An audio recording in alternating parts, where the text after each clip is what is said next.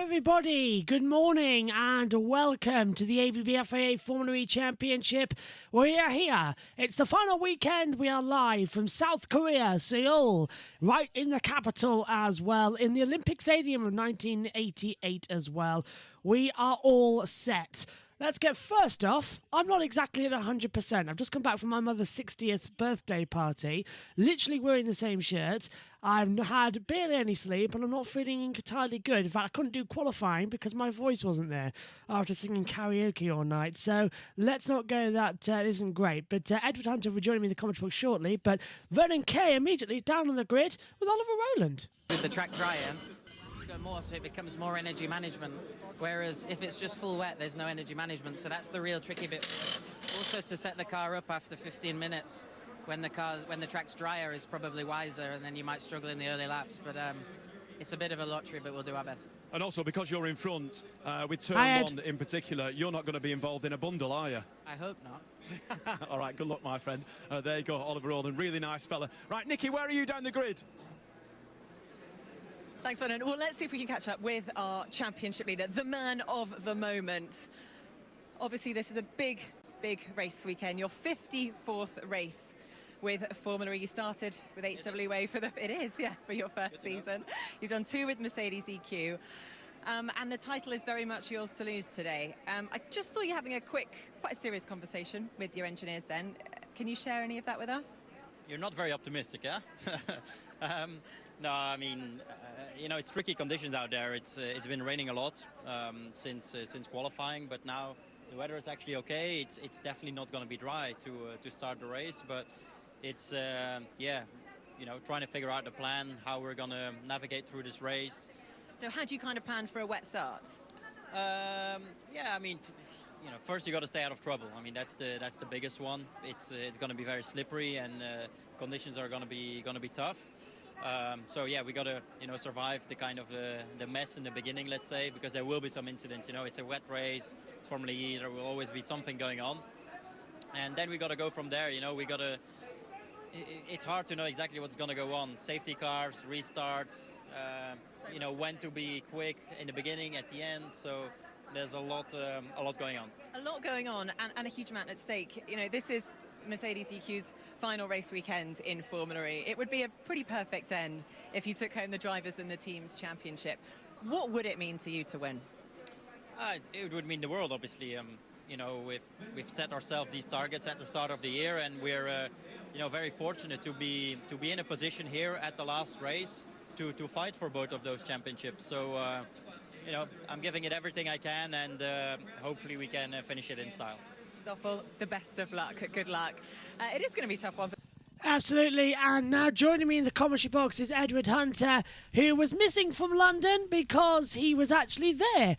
And to be fair, I also missed London race 2, so your usual commentary team back together. Good morning, Ed. It's 10 to 8 here in the UK. I've got hardly any voice with partying all night as well for my mum's 60th. How on earth are you doing? Pretty good. Oh, I can hear myself echoing in your speakers, Josh. So I hope the viewers at home, all 2 of them that have stayed awake, well, that's probably more people than watching Channel 4 at the moment. Probably. It looks at this like time of the morning. Sounds but, okay to yeah, me I on my wasn't side. partying. I was trying to upload a video, and then I realised that someone else had done it. Anyway, long story. But it's been, the upload times on my computer in this heat have been ridiculously long. So I'm glad, in a way, I'm glad it's early morning, because at least the heat isn't so bad at this stage, because until recently it was still night. So Let's take a quick look then as well as Mitch Evans is with Vernon. Apologies. Qualifying, great job. You got the car where you wanted it, in front of Stoffel. Your body language this morning, I've never seen you look, you look down. But now that you put the car in front of pretty much everyone apart from Degrassi and Oliver, how are you feeling now? I'm feeling good. Obviously the race is going to be a real gamble. No one's got any idea with how the pace is going to be or what's going to happen on the track. Yeah, I mean, this morning we were struggling on pace, and then the dry, a bit of a mystery, because normally these types of tracks we thrive on, but yeah, the wet conditions sort of helped us a bit. There's more because of that. So hopefully we can, we got some good pace in the race. We can challenge guys at the front, get the guys behind, and finish off on a, next 45 minutes off really strongly. So yeah, we'll see what happens. Obviously disappointment after London, but you've done exactly what you needed to do in qualifying this morning. If you can beat or get in front or stay in front of Stoffel, we go through to the championship finale tomorrow. So basically the whole thing is on your shoulders, my friend. That's the plan. All right, all the best. Oh, I want to ask you, Ed, as well. Is that a possibility that we could see the championship decided today with Stoffel Vandoorne? He starts 7th on the grid after a bad qualifying. Do you reckon it could happen today, or are we going to go into a battle tomorrow? Well, I think there's a certain amount of points that Mitch Evans needs to gain on Stoffel. I think Stoffel is starting down in 7th, if I remember correctly. I slept through qualifying, so it's all I've had to read up on it after as we look at Norman Nato just being interviewed, but down 11th. I think Mitch is 3rd with Stoffel 7th, so I think if it finishes like that, then yeah, it would go on to the final day. But it's all about cutting into that 36-point lead. If he can get it below 25, or, well, mathematically, all he needs to do is get it below, let's see, fastest lap, 3 points. So be 25 plus 4 is 29 points is really the magic mathematical target. But really, if for realistic terms, he needs to get it below sort of 25, 18 kind of territory, which I think in 3rd and 7th, the difference between 15 points and about like 4 or 5 points. Yeah, 5 points. So not that'd be a 10-point swing. So that would go from 36 to 26. So yeah, with the bonus just points. About, so he might equal, and because he's got more wins, if he won tomorrow, if it finishes like this, and then Evans wins tomorrow and sets fastest lap, then he would be equal on points with Vandoorne. And I think he might have more wins than Vandoorne because of the 2 wins in Rome and the other in Jakarta. Whereas I think Vandoorne won Monaco and I think 1 somewhere else. So he's about a win behind Evans. I'm generally... Yeah, I'm just trying to work out because I'm actually honestly thinking to myself, we could be in a situation where qualifying tomorrow could decide the title. Because whoever gets the points tomorrow would kick them out. Because I think you only get 1 point for fastest lap.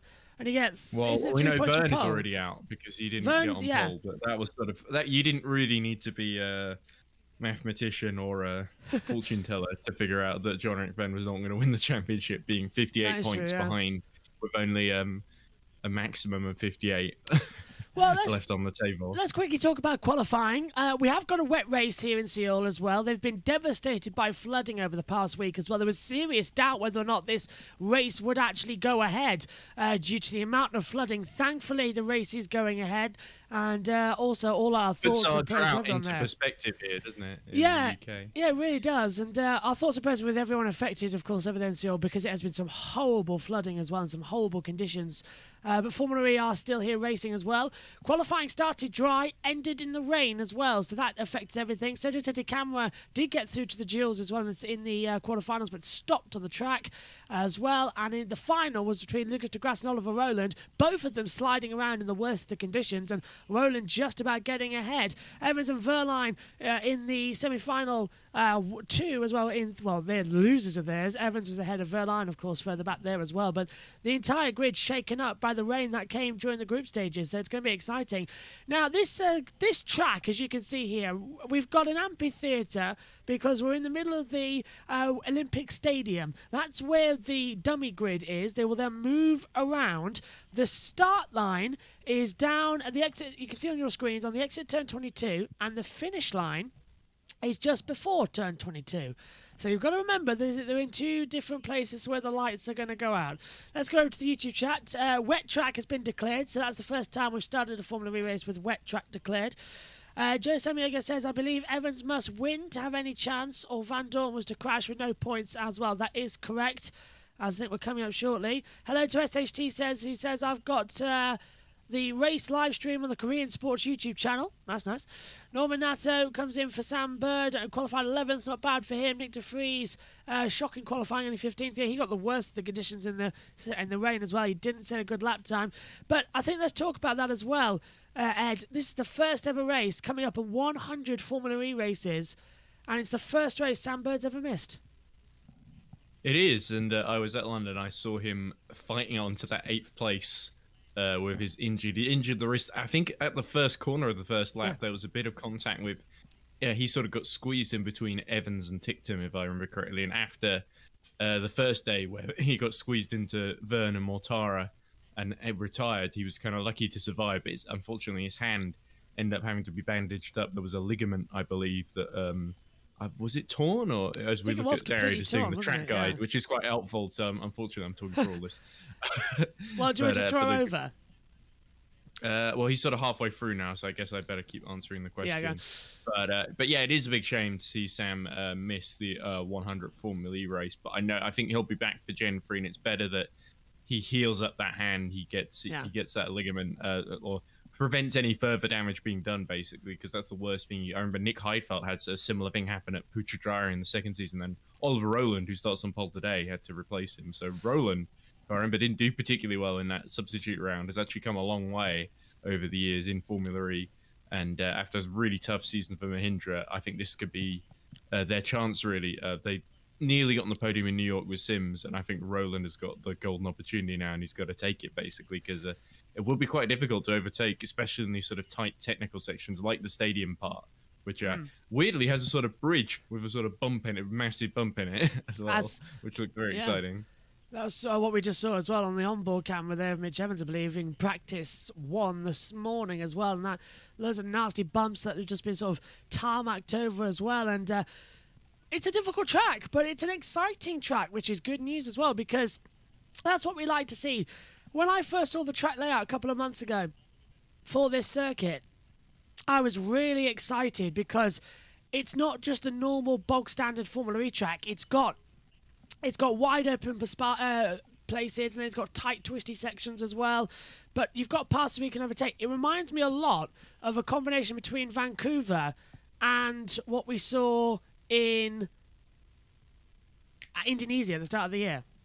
So, it reminds you of Vancouver that we never saw a race on. Not Vancouver, Montreal. Jakarta. Montreal, that's Montreal, the one. there we go. Yeah, that's the one. That's the one. I suppose I can sort of see some of that as well with the Montreal had a little motorway sort of access bridge that they used to get sort of down the ramp. I'm running on 1 hour's sleep as well. That's all I'm doing as well. No, it's all good. It's all good. Yeah. I just think the ticket holders of Toronto for was it Toronto or Vancouver? Sorry, Vancouver. We'll do that. Yeah, again, I'm not operating on much sleep either.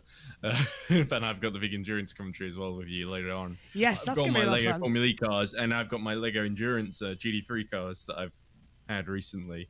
I've also got a massive Lego pirate ship. If we make it through the endurance, that'd be quite fun. I think I'm being replaced for the qualifying, aren't I? And then I'm well, you wanted another hour's sleep, so yes.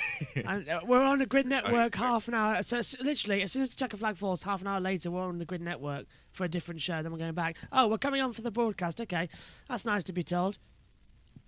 Yeah, I've got my big Neo shirt on, by the way. So hopefully it'll help Tictum and Turvey recover a few places. Doubtless score points there.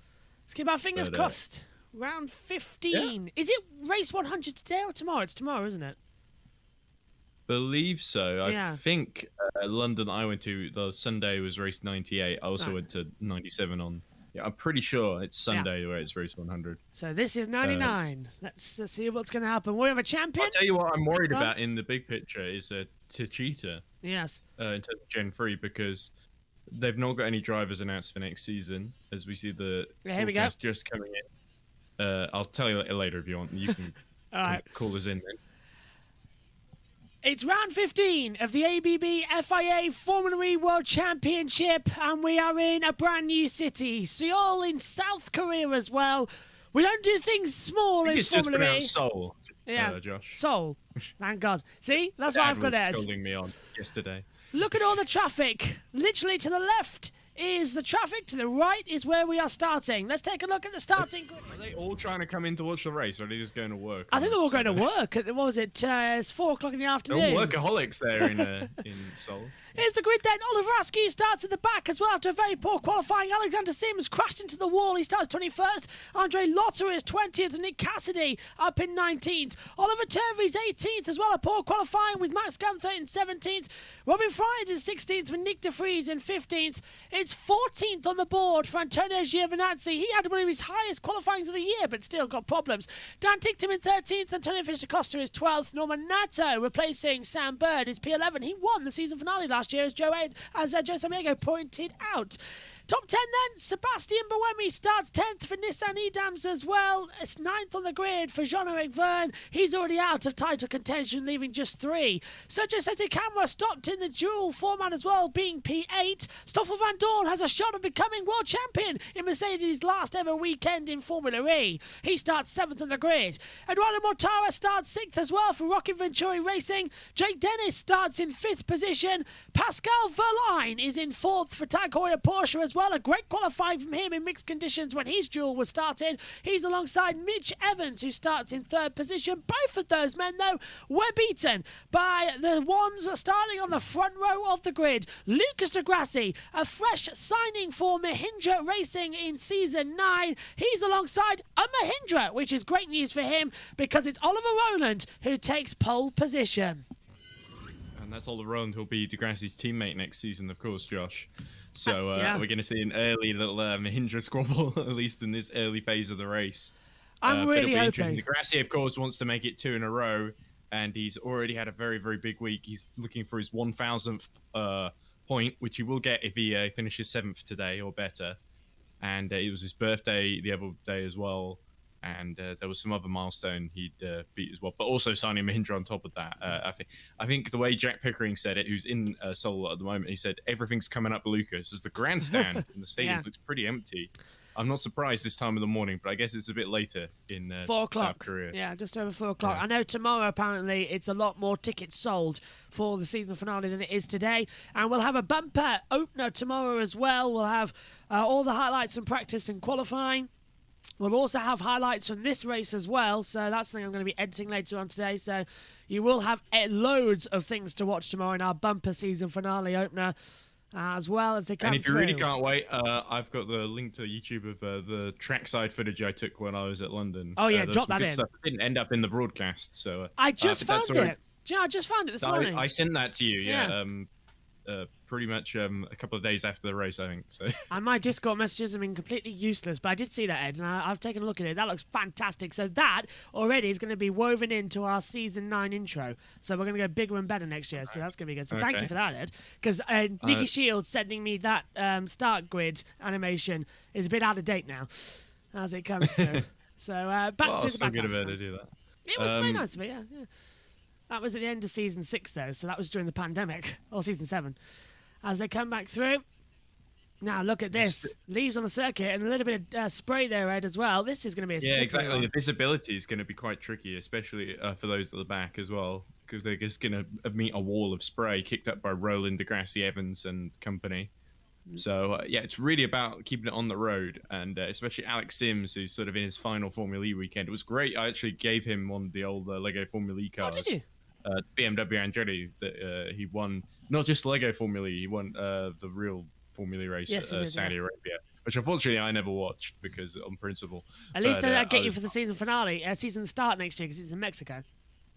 That's true, yeah. So it was good to give Simsy that, and he was like, "Oh, can I really have this?" And I was like, "Yes, unless BMW are coming back, and I don't know about it." And even then, it will be Gen 3 car anyway. So Yeah, that's true, yeah. I've got to design a new one of that because Lego haven't preemptively designed a Gen 3 car. They always tend to be a bad season behind Lego. But anyway, it looks like Roland is just about to pull into the pole position spot.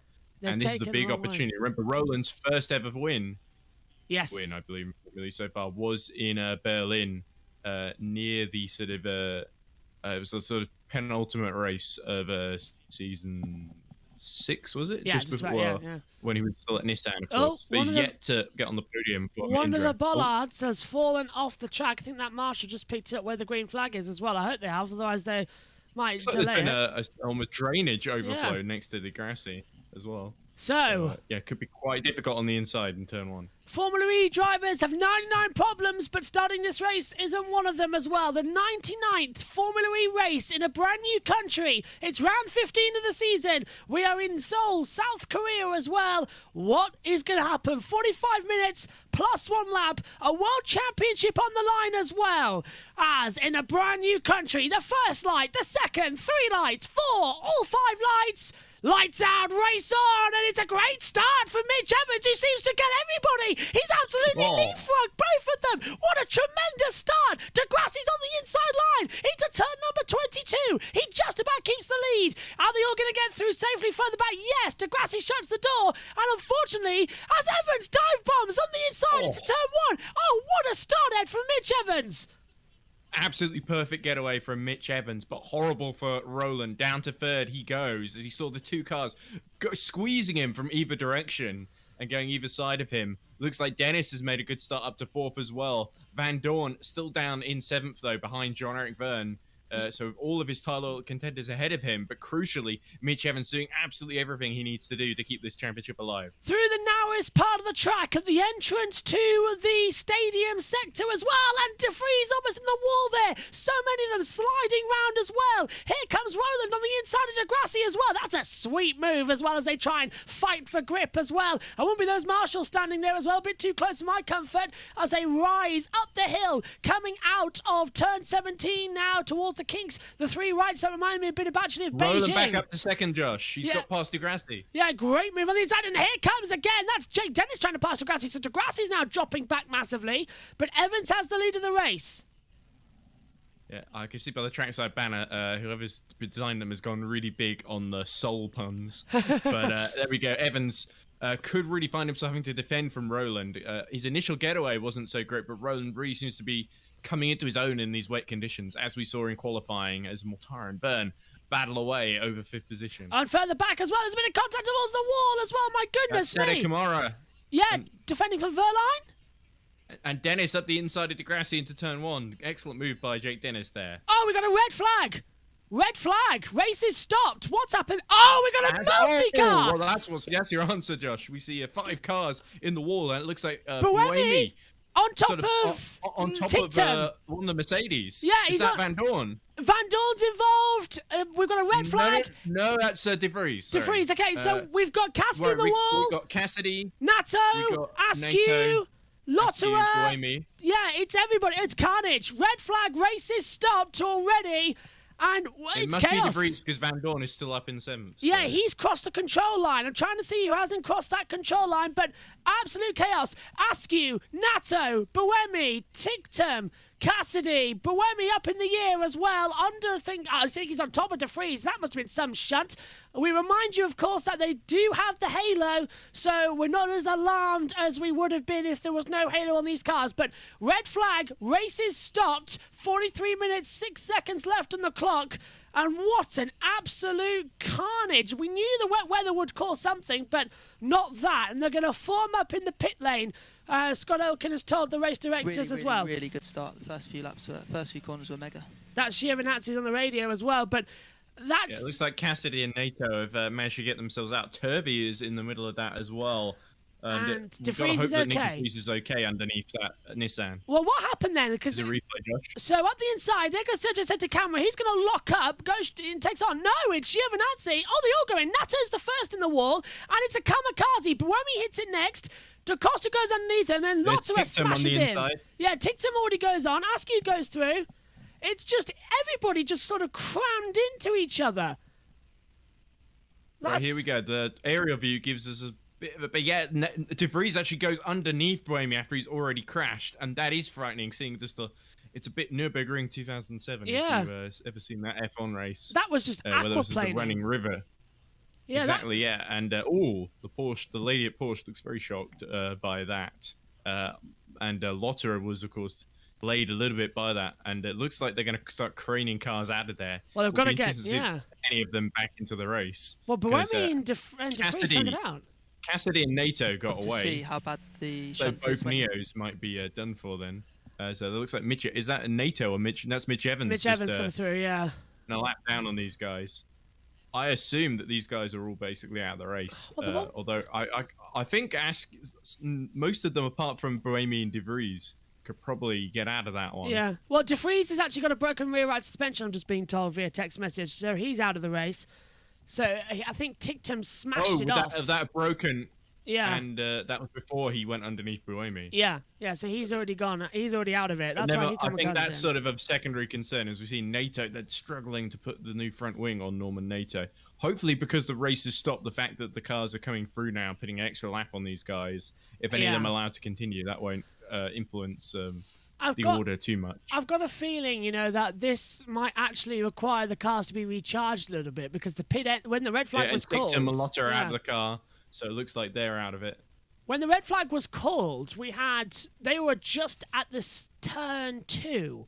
So they've had to complete an extra lap, as you say, to come back to the pit lane, and this could be a lengthy red flag. By the body language of Tictum and Lodder there, that De Vries must be okay. Yeah, I saw him moving. Okay, yeah, because I think if it was a more serious situation, they would either be in the middle of pitching in trying to help, or they would look a lot more less animated and a bit more solemn. But I think Tictum maybe a little bit of contact there with De Vries, and I think Turvey did a move on Lotter just before that happened. And I believe Turvey and Askew are trying to get back into the race because they're still sat in their cars. I think Turvey could get back in. Tictum, I don't think can because I think he's got. Problem is they haven't really got the steering lock to get around that wall. Yeah, the angle there, sort of facing it, as we see John Verne just sitting in the pit lane.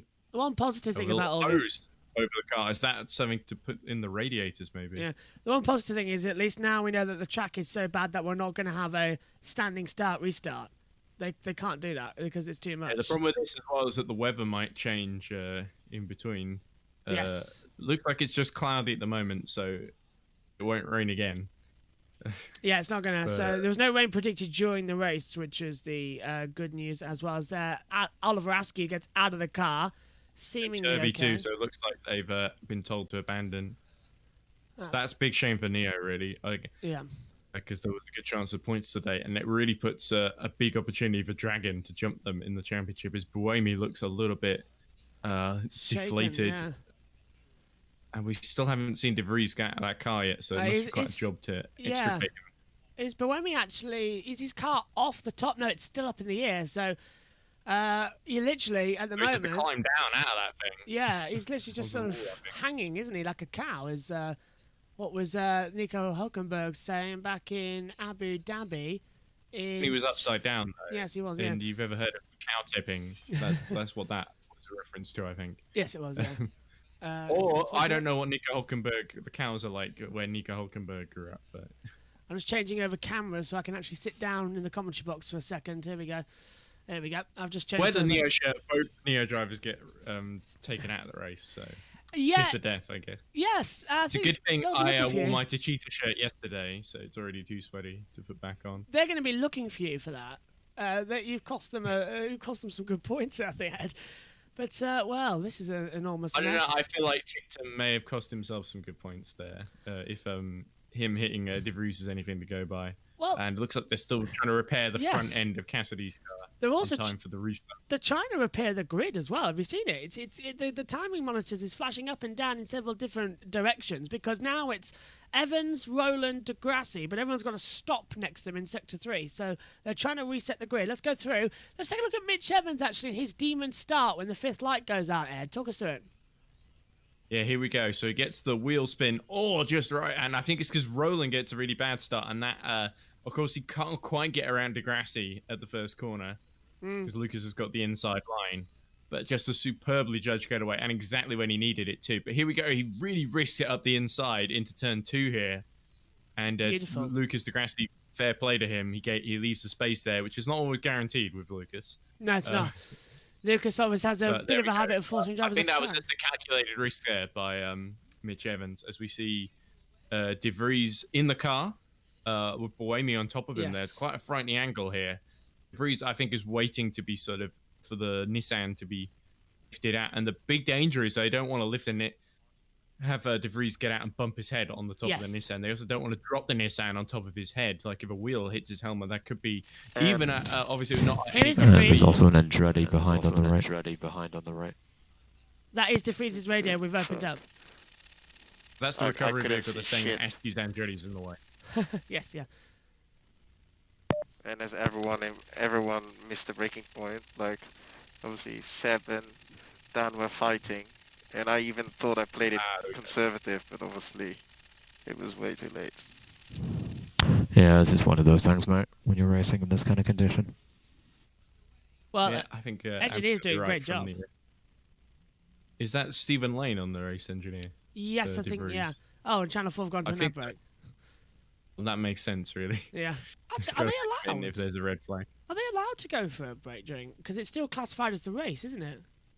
They're allowed. Formula E probably had to pay them to show this race. I think the privilege is Channel 4 showing live Formula E on the TV channel, other than the other way around. If it was Formula 1, are they allowed to go to ad break thing? No, in F1 I don't think they are when they're live. They can't go to ad. We're not in the ITV days anymore, where you get agreement. Not that ITV's coverage was bad or anything, but that's just sort of how ITV works compared to something like the BBC, or even Channel 4, where they're a bit more. Although, of course, Nadine Dorris wants to privatize Channel 4, so I guess it will end up doing just like ITV, with ad breaks in the middle of every race. Probably, sadly, will be. Yeah. Well, I don't know. Maybe they just will stop showing Formula E altogether, because if it's privatized, it'll just be whatever makes money. And Formula E on at like 8 in the morning. Yeah, I doubt that's going to be much of a. Doubt there are many eyeballs on this at the moment, especially during the red flag. That's something I forgot about, actually, because it's early morning. The adverts only have to be 30 seconds long, not 5 minutes. So that was something. Right, let's go over. So we don't eat into Grid Network here. I'm hoping so as well. Joe is watching with us as well, so he'll change it for us as Nicky's down in the pits. Just got to say, an absolutely phenomenal start there. I just saw you watching back the replay. What were you thinking? What was going through your mind? Yeah, obviously the grip levels are quite quite bad at the moment, so I was not really sure what to expect. But I got a really good launch. Obviously I got Ollie down to turn, or the last corner, turn 1. I thought I was gonna maybe get Lucas, but I thought, okay, I'll just play it safe, and then I thought, screw it, I'll go for him into turn 1. It was tight, but he left enough room, and then obviously I was just minding my own business at the front, and then obviously the race came to quite a quick end. So I mean, glad everyone's all right. Looks pretty bad. I've not seen the replay, but let's hope we can get underway very soon. Yeah, I mean, how much does this affect you kind of mentally? You know, the fact that we're now having an interview, you're out of the car, you were just really getting into momentum, you were having a fantastic drive. Is that going to change things when you get back in? Hopefully not. Hopefully not. Obviously, the thing that we're all trying to predict is the conditions. Now it's stopped raining.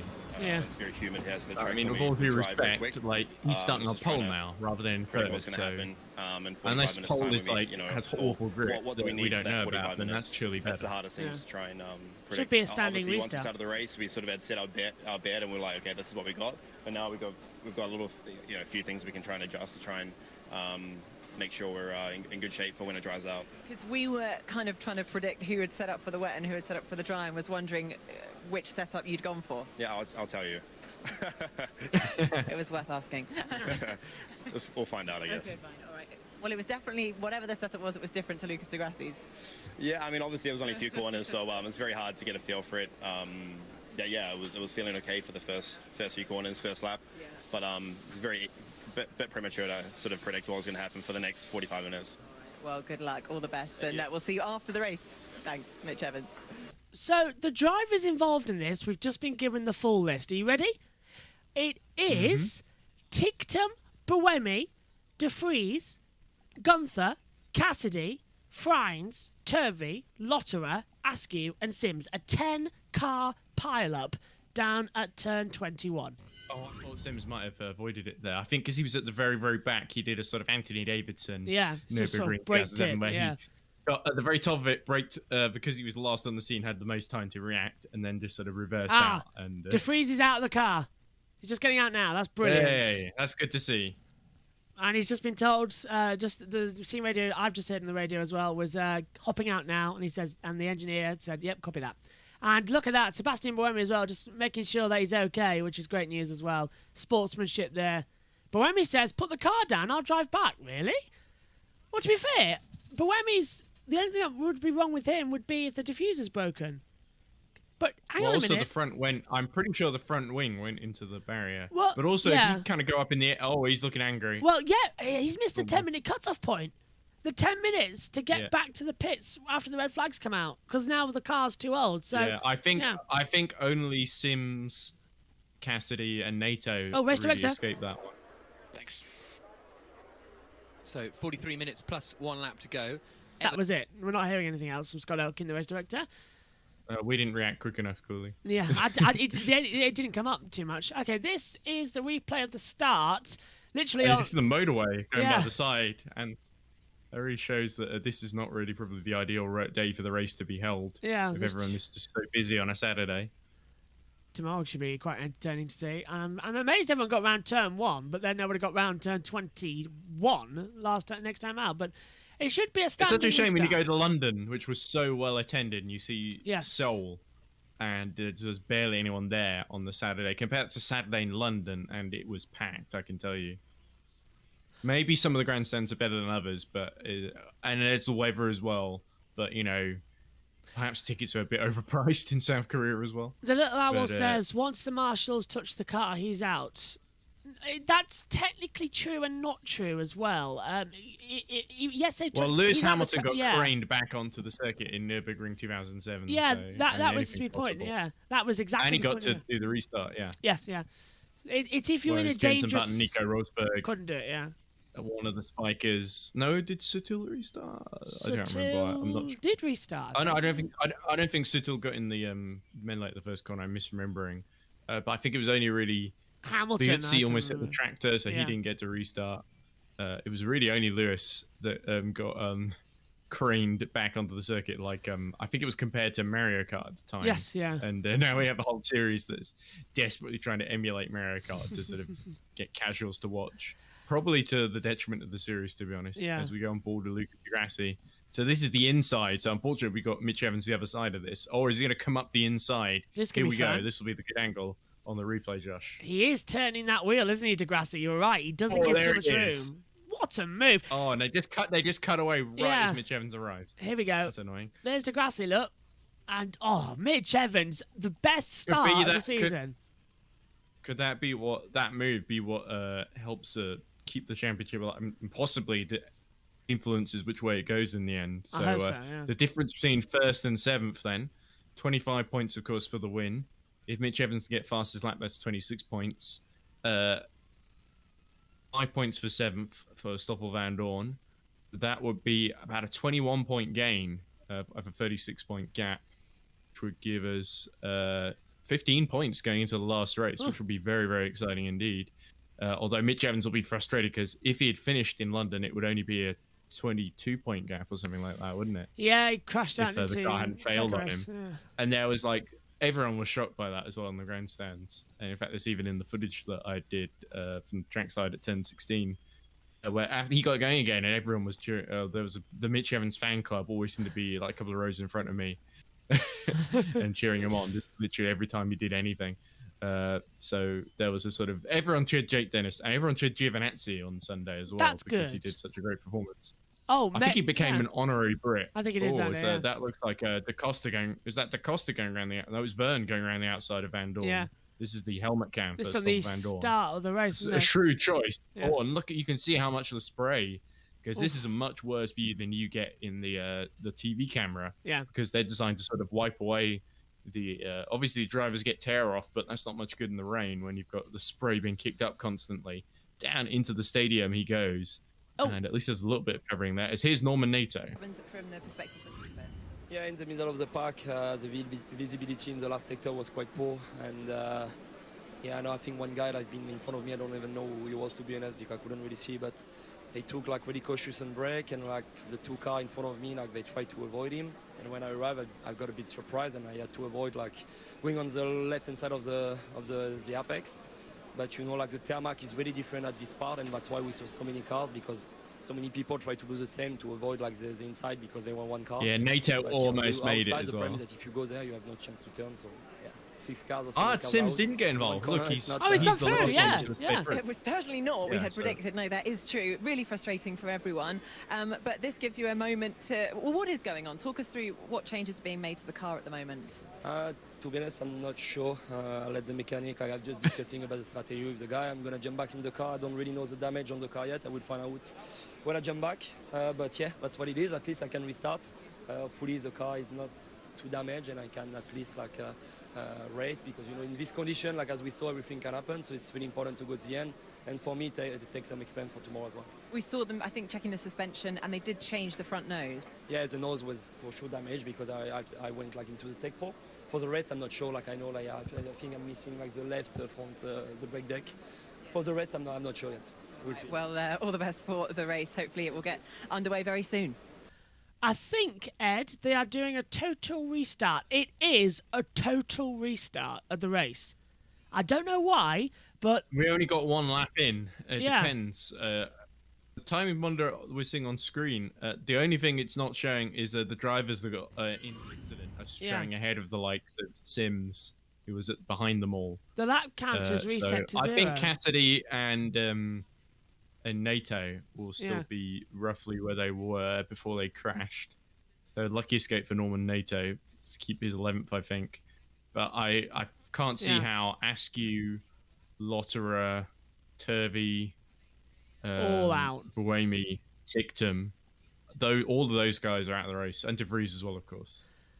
Well, That's 6 cars then. 6 cars out. 6 cars. Always 6 cars. Let's listen to see. Kind of in a similar situation as we were in Burn a few years ago, where one racing lap hadn't been completed. Now, they might be able to take it from the second sector because everybody had got through the second sector. Because that was the thing in Burn.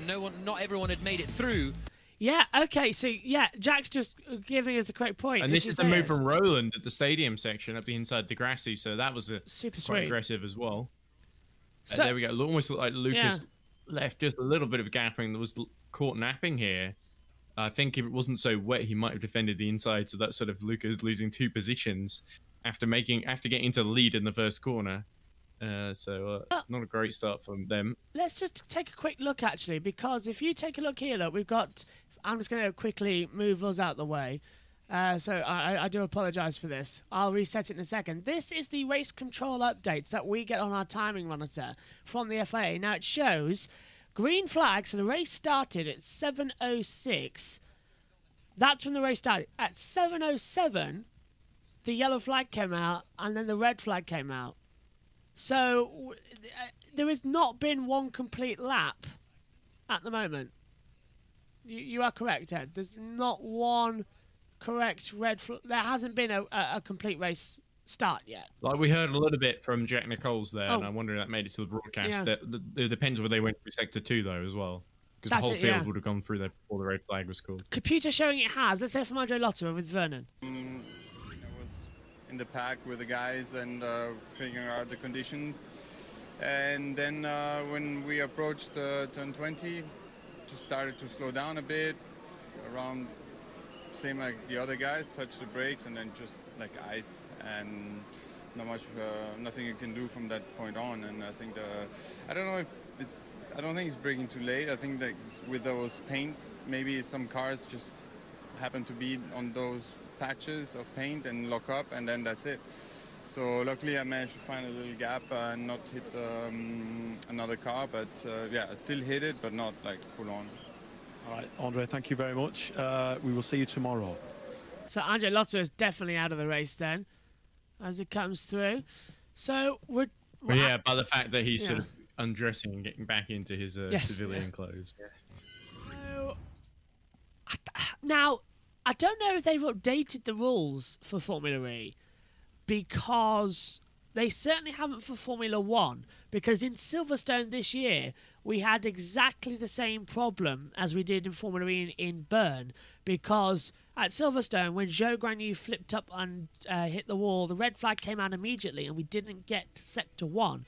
So the grid was completely reset from the original starting positions. That helped Carlos Sainz defend from Max Verstappen. So they haven't changed the rule in Formula 1. I'm just wondering if they've changed the rule in Formula E, because... Well, if you remember in Burn, there was like Degrassi and a whole bunch of others that lobbying. basically cut the chicane, chaos, gained like 11 positions each, then ended up losing that at the restart. Got set back to the grid order because not everyone went through the first sector, basically. And Lucas was very upset about that. Basically, there was a big argument in the pit lane with Scott Elkins. So I think Lucas wouldn't be too upset to be put back up to second behind Roland now. Certainly Oliver Roland wouldn't be, but Mitch Evans might have something to say about it. Yeah, we're going to wait and see what's going to happen in this race because the lap counter has been reset to 0. I think Mitch Evans should start from pole. I think...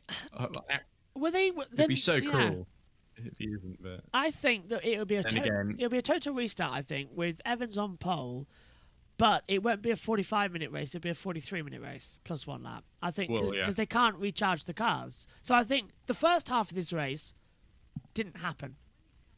It'll be scrapped from the record. But this is so confusing. First lap. Yeah. Well, because it's gone from the timing screens. We've got 0 on them as well, and the gap between the leaders is still there because Evans was leading by 1.4 seconds. I was going to talk about something, wasn't I? I was going to talk about DS Techeetah. Yes, you were. So yes. I was a bit worried about them because Techeetah are losing DS, who are going to join Dragon Penske and basically almost take over that team. Vern is going to Dragon with Vandoorne. DaCosta is going to Porsche with in place of Lotterer alongside Pascal Wehrlein. A Viagra ad on Channel 4. Newman, isn't it? That sort of shows who they expect to be watching at this time of the morning. I hope you're not saying anything with me and you here, Ed. We're watching the race. Think about it. Well, anyway. Still young, thank you very much. Still young. Go on. Techeetah. The other thing is, the reason DS left, one of the reasons, was because they were having to foot the bill. Techeetah did a deal with a cryptocurrency company, which fell through. And it was after practice 2, 2 a.m. this morning, I got an email from their press office. DS Techeetah announces official cryptocurrency team partnership with K's Coin. And also they've spelled crypto wrong because it's CRIPTO. Yeah. Well, so crypto is it? Yeah. I thought it was crypto with a Y.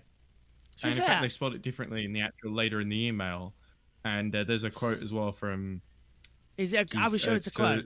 I don't know very much about Cascoin, but it says it's the later a new partnership with Cascoin, the first Islam-compliant cryptocurrency. Okay. Which I have no idea why other cryptocurrencies aren't cryptocurrencies Islamophobic. I don't realize.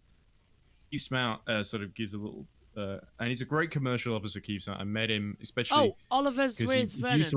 Here we go. Here's Oliver Rowland. Look like you had a bit of difficulty there. There's a painted strip across the front of the pole, so literally as soon as I was launching, I got a big slip of rip. What's he saying? And then Sorry, obviously cut out the on drive up to turn 1. Got there's a big paint and Mitch, but I managed to get Lucas back in the stadium section, which was good. So we'll restart. Oh, he wheel spun on the line. When I saw you early on, you said you had a warning light. Just talk us through that because there are certain rules and regulations that you have to abide to with these cars. Yeah, basically they have like a safety limit where it cuts the power at some point. Because of the spin, it then cut the power, so I had like double whammy. So. It backed you into a cul-de-sac, pretty much. Yeah, luckily there wasn't too many nuts people around, so I was okay. But yeah, I managed to watch them. I was hoping there was going to be a little ding-dong there, but Mitch did a great job to get past, and then yeah, hopefully we can settle down in the race and have a good one. All right, have you changed? Obviously, you can't change anything on the car, but are you happy with the settings that you started with? Yeah, I think we went for more of a race car for the end, so hopefully that pays. Oh! Nearly gave something away. Thank you, Oliver. Appreciate that. A gentleman. There you go. Thank you very much. We're going to stay with this. Right, we are under red flag conditions at the moment. Lots of hubbub, as you would expect, which is pretty cool, actually. Lots of activity, lots of people milling around. He said something more interesting. So here we go. Vernon doing his second pit wall, basically. I've just been told, he wheel span on the grid as well, as you heard, over the painted strip. But I'm just being told that Scott Elkins is now reorganising the grid, and I think it is going to be a total restart. Let's head to Vernon then in the pit walk. Heard that the drivers have been told to get back into their cars. 10 minutes then. So Dario and Jack will keep you up to date with everything that's going on the track. But this is really exciting, and I know it's a cliche, but you can really most feel of the time here is spent tension reorganising in the grid rather than cleaning the mess at turn 1. Yes, yeah. Big man, Jake We Dennis. just spent more time. It's not very nice. Feels like organised. Well, I guess they want to get it right. Organisationally, it feels like quite slow from the Scott Elkins and race director. Jake Dennis? Jake Dennis. Okay. All right, well, good luck. Yeah. Don't think too much of your vacation in Ibiza. You've got a job at hand, all right, Jake? Less than a week. All right, Jack, I'll go back to you. Well, I love Vernon pretending to be serious there. I know. Look at your driver during a red flag period, and it's all about the Ibiza stuff as well. Less than a week to go. Well, Jake Dennis is exactly the sort of person who'd be game for that as Yes, well. yeah, he would be. It's Yeah. such good fun. You know what? I was just thinking the other day after London that Jake Dennis reminds me of Nigel Mansell in that he's someone that seems to thrive on people power and the crowd cheering him on. A Charger, he didn't come from an overly privileged background. He came from Warwickshire, Nuneaton, whereas Nigel Mansell obviously came from like Isle of Man, I guess, or lived in the Isle of Man at least. But actually came from Birmingham, didn't he? Yeah, But I think he's exactly like Nigel Mansell, except he's far less moany and whiny than Nigel is, which is something that infamously played his career. But also Nigel Mansell, it's easy to forget, had this sort of difficult junior career. It was only he got a couple of lucky breaks on his way to F1 with first Lotus and then Williams before they were both sort of in periods where they were quite competitive. And it feels like this is Jake Dennis's version of that. His big break was with BMW Andretti, and now just Andretti, I guess. And really, it was really great to see Dennis thriving so much this season. Maybe people expect him to challenge for the title, but I think the BMW Andretti package, being like a year old, they're not really a manufacturer team anymore. So they might do a bit better with Porsche and powertrains in the back in Gen 3. I still think it's been a good season from Dennis, and of course that beautiful weekend in London too. So I just wanted to bring that up. Yeah. I must point out as well. To finish off what I was saying about Techeetah as well. The stadium we're just looking at there, by the way, is not the proper stadium. Yeah, let's finish about Techeetah. The Olympic one was in the background, Yes. and then there's also the what was it, the hockey stadium or whatever it is. Yeah.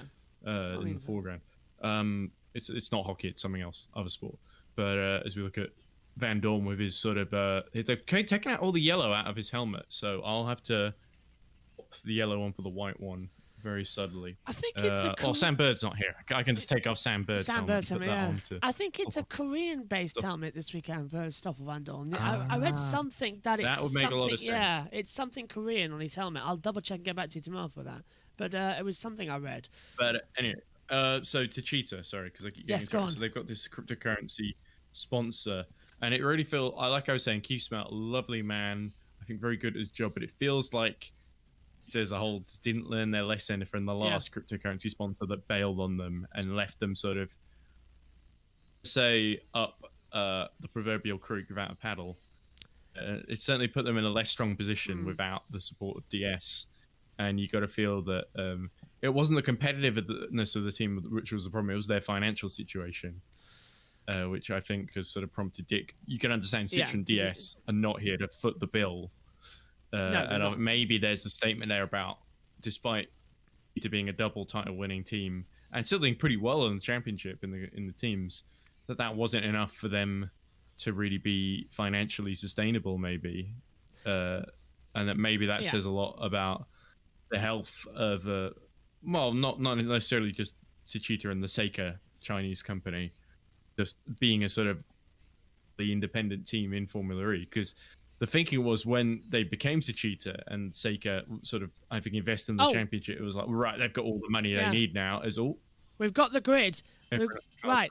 So it's Evans on pole with Roland second. Degrassi is third. Fourth is Dennis. Fifth is Mortara. Sixth is Verne. Seventh is Vandoorne. Eighth is Verline. Ninth is Sete Camera. 10th is Giovinazzi. 11th is Da Costa. 12th is Gunther. 13th is Freins. 14th is Sims. 15th is Nato. And I think 16th would then be Cassidy. So that is the restart order. That looks like the order I'm seeing, so only 16 cars there. And Tictum, now they're doing it. The race will restart in 3 minutes' time. So 3 minutes until we go green. The good thing about this is even more time for fans to get into the stadium, I guess. Yes. It's looking slightly more than it was early. It does actually look a bit Everyone's more. finished off work quite early. They've realised the race is on. Yeah. And the skies come out. The clouds are starting to clear then. So there was a small chance of rain, though. Oh, dear. I did see. Well, it's been flooded here in Seoul, if you're just joining us as well. That was after sunset. Yeah. That was after sunset, sorry. So, sort of... There is actually a rumour that... now 4 o'clock in Seoul. Oh, 2 seconds. 3-7, head to the pit exit, please. Car 10 and 3-7, head to the pit exit. That's Norman Nato and Nick Cassidy. That's to get the lap back. That's to get the lap back because they Could were be. lapped because they crashed. It And saves then- them having yeah. to mess about with the transponder, yeah. Yeah, they've got it. I It's like, think, if this there was we go. Nick Homewood in EERC sim racing in R Factor 2, Yes. he would simply give cars a couple of extra laps. Yeah. And so, right, you guys can focus on 6th now. So Ed's got something to commentate on. It is a complete restart according to the timing monitors, so they're just trying to work it out. But Grand Prix at the Yeah, Nürburgring. Listen Do you to remember Jack. that? Lewis Probably Hamilton getting sat in his manifold car energy. Listen in to the, Jack. in the gravel, and they hoisted him up on the crane, put him back down, and he carried on racing because he didn't get out of the car. He was allowed to do it. Jack's talking about the Chris Nürburgring. Hamilton is talking. Yeah. Now, Wow, great minds think alike, right? yeah, we were talking about that 20 minutes ago. And this red Not that I flag, think I'm anywhere near as good a mind as Jack Nichols, of course. this red Although- flag has taken 37 minutes to complete. Go on. Yeah, it's almost as bad as the red flag from Berlin after the start line crash. Yes, with, yeah. Mortara. Although Jack Nichols, not infamously, when there was the sim racing competition that Formula E did, and the qualifiers, Oh. and I ended up being on the commentary for the live commentary. Did you? I did because it was being done by Cloud Sport, this Spanish Oh, company. yes, I remember saying, yeah. There was a lovely guy called Ali Tack who was doing the commentary on his own. I sort of got in contact with him and I told him I'd done a bit of Trackmania commentary for like a couple of like small events and things. He's like, oh, well, you're not awful. We'll give you a go. And I ended up doing the whole thing because Ali was doing other things because it was all voluntary commentary, Yeah. which you and me know very well. Oh, we And, do, He yes. was doing like stuff for Forza, where Microsoft were paying him, so obviously that took priority. And it was just me. Pico, I think, did one in Berlin with me, and I did the whole season and sort of just got That's whoever else. amazing. Oh no, Pico also did London. The London one, yeah. The commentary for Paris. If you watch the qualifier from Paris. Jack Nichols later went when Formula E decided to take an interest in the qualifiers. They did a bunch of highlights from them. Jack Nichols commentated sort of over, and unfortunately they couldn't use, because I was commentating over the live thing. They couldn't use Your comms. use my commentary Yeah. because then they couldn't have Jack Nichols in. So Jack Nichols actually, you could tell there's a couple of bits where he's copying things that I said. Cars in order, please. So they want them to put the safety car out now with Bruno Sorella as the medical car driver in Formula Bruno 1. Carrera, yes. Bruno Carrera, thank you. It's too early. I hate this. As well. Although, one bad thing is that Safety this car is... looks like it's punched in here though, Yeah. because it's behind the two lapped cars of That's Vandoorne. They've the all Vandoorne gone, trying to get there, sneaky. Yeah. They've gone back to their garage, You got to haven't go they? back behind Evans. Topple. I think they've all lined up in their garage, so they can't get them back in the correct positions yet. This is going to be a nightmare. These are too far forwards in the pit lane. Yeah. And Pico was talking about this yesterday as well in the pit walk. At the very end, he was like, because McLaren, well, Neon McLaren, as regrettably we're having to call them. Yes, for next year. They are. It's basically the Saudi team. They're taking over, so the entry, because Mercedes are pulling out. So will they get to keep their place at the head of the pit lane if they win the team's championship again? Or will they be counted as a new entry and put to the back, sort of Braun GP style? Or I would put them to the back. there's that little thank you message on the floor. Yeah, they'll probably be put to back because it's new definitely team. a new entry. Yeah. Because of course, It's not a yeah, but they are taking over the same assets. It's a racing point. All teams to get your cars What's in India order, says? please, so we can get this race restarted. Well, the race should have restarted 2 minutes ago. Well, Elkin sounded a bit annoyed there, so there's Yeah. some kind of hold up. Yeah. With the order in the pit lane. I think it was Vandoorne. Vandoorne held it up, and there's a couple more involved there. But this race should have restarted 2 minutes ago, and it hasn't. So that's really annoying Scott Elkin. And it's annoying me, Lazy actually. organisation from the Mercedes team. It's almost glad that they're leaving now. Yes, yeah. So I'm a bit annoyed, actually, because it's Looks eating like into my the sleep. mechanics did a great job on NATO Yeah. and Cassidy's car. NATO especially looked pretty badly NATO, in the Tech Pro. This is what happened. Here it is again, look. So this is, again, why we're under the red flag. Coming on to the breaking point. So watch further back for Norman NATO. He's going to go straight off into the wall in 3, 2, Yeah, NATO 1. was first in. Oh, Giovinazzi almost went in as well. Yeah. Oh, you could see the little splash as I think Ticton went in. And unfortunately, Turvey and Askew just Yeah. couldn't avoid it in time. It's a big shame for them. The Porsches are really annoying me this Aerial beauty. weekend. Have you noticed? Because the Porsches have gone with for the same generic openers as everybody else. Leave the pit lane. Yeah, it's So- a weird Korean livery. I think it's to match up with one of their sportier EV models that's in that kind of color scheme. It's a bit like All how... got like carbon fiber Cassidy's having to run over. Right, there goes NATO. There goes... Look very Cassidy. much like the Venturis, though, which is very annoying. I agree. But at It's least the Lotta is same- out, so you've only got Verline to worry about. Yeah, and the good thing is actually as well, I think we wouldn't be Formula E Gen 2 last weekend without another classic pile-up, akin to Season 5. Yeah, sorry, Verline's 6th, not 4th. He was 4th on the original group, but now he's Dropped back down to- to, I think, 6th one. Well, because, I'm not sure, yeah. Mortara and Vern. 1, 2, 3, 4, 5, 6. Yes. No further. He's 8th. I think he's 8th. I'm not too sure though. But the red flag's still out. What we're seeing now is Cassidy and NATO gaining their lap back that they had, because these are the only 2 cars of the 6 to restart after the red flag. I think they're going to be released in the pit lane quite soon. Yes, they've got to be. Because they don't... For the Korean fans, they probably had to wait a while for not very much to happen, as there's attack mode unused by everyone so far in the race because they've not really had a chance. Yeah, We're today... still under red flag conditions. They've got to activate We should it. get going fairly soon. Got to activate it twice today for 4 minutes each. Tomorrow, it's 1 attack mode for 8 minutes. As they're going to come through. Yes. The safety car will Bruno leave in the pits. safety car. Come on, let's get this race restarted. The race should be over Look by at that now. pit board for Sam Bird. They Oh, clearly haven't got the budget to change Bird to NATO. Yeah. So even though it's just 4 letters. So poor Norman, they're going to start calling him Sam soon on the radio. just come here with the minute. Yep, Sam. I bet Sam Bird is enjoying this at home as well. Well, Probably so not listening far, into this. Yeah. Hi, Sam. Hope you're all right. But one thing is with Sam Bird at the moment is that technically he hasn't still missed a race, because even though the lights have gone out, the race hasn't actually started yet. So they've reset the clock. So they're trying everything to make sure Sam Bird actually does 100 races.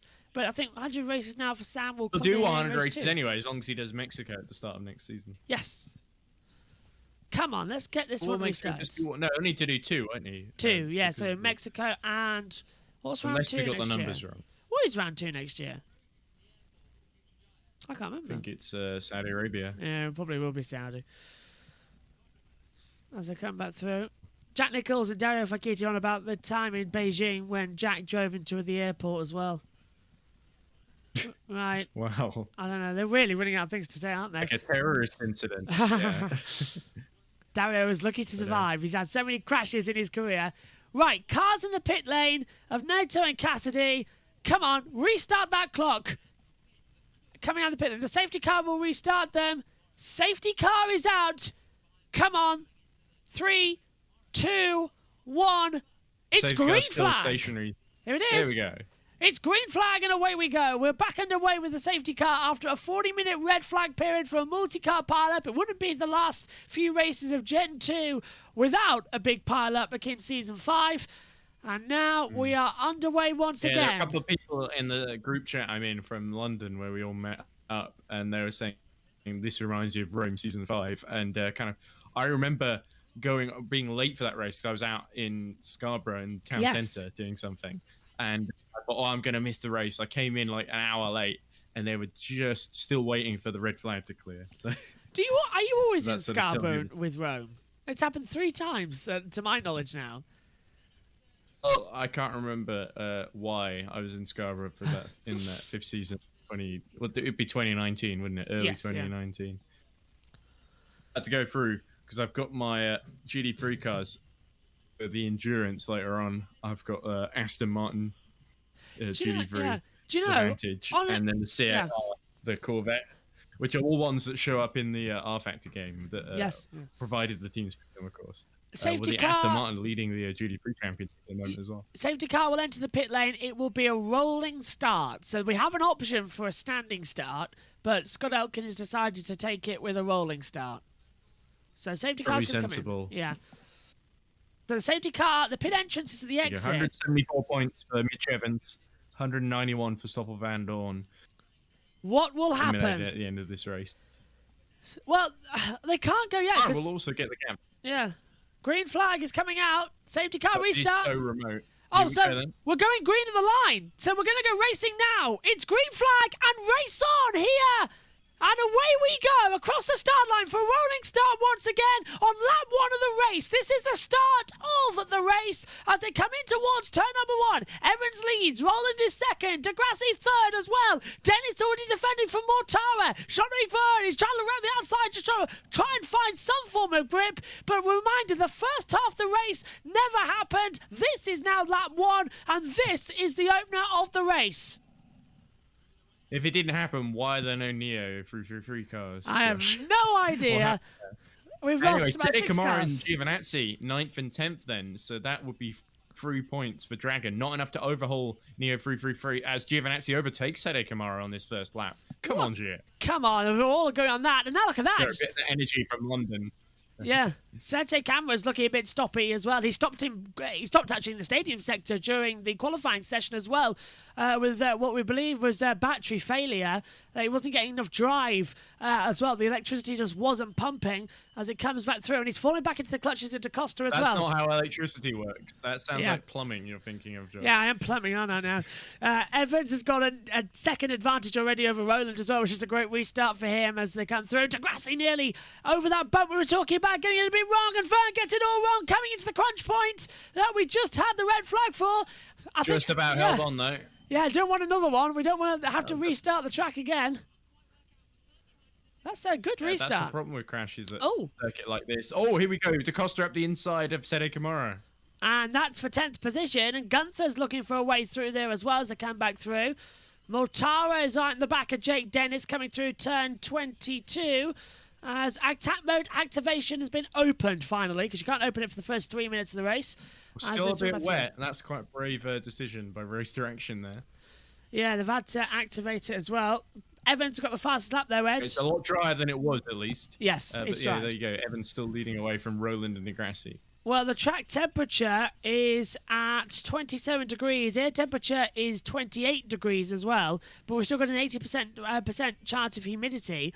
And there's no wind speed, so the clouds we've got right now is going to stay around and not really move that much with no wind speed. 6 already out of the race, we've confirmed. Tickton, Buemi, De Vries, Turvey, Lotter and Askey were out of the race.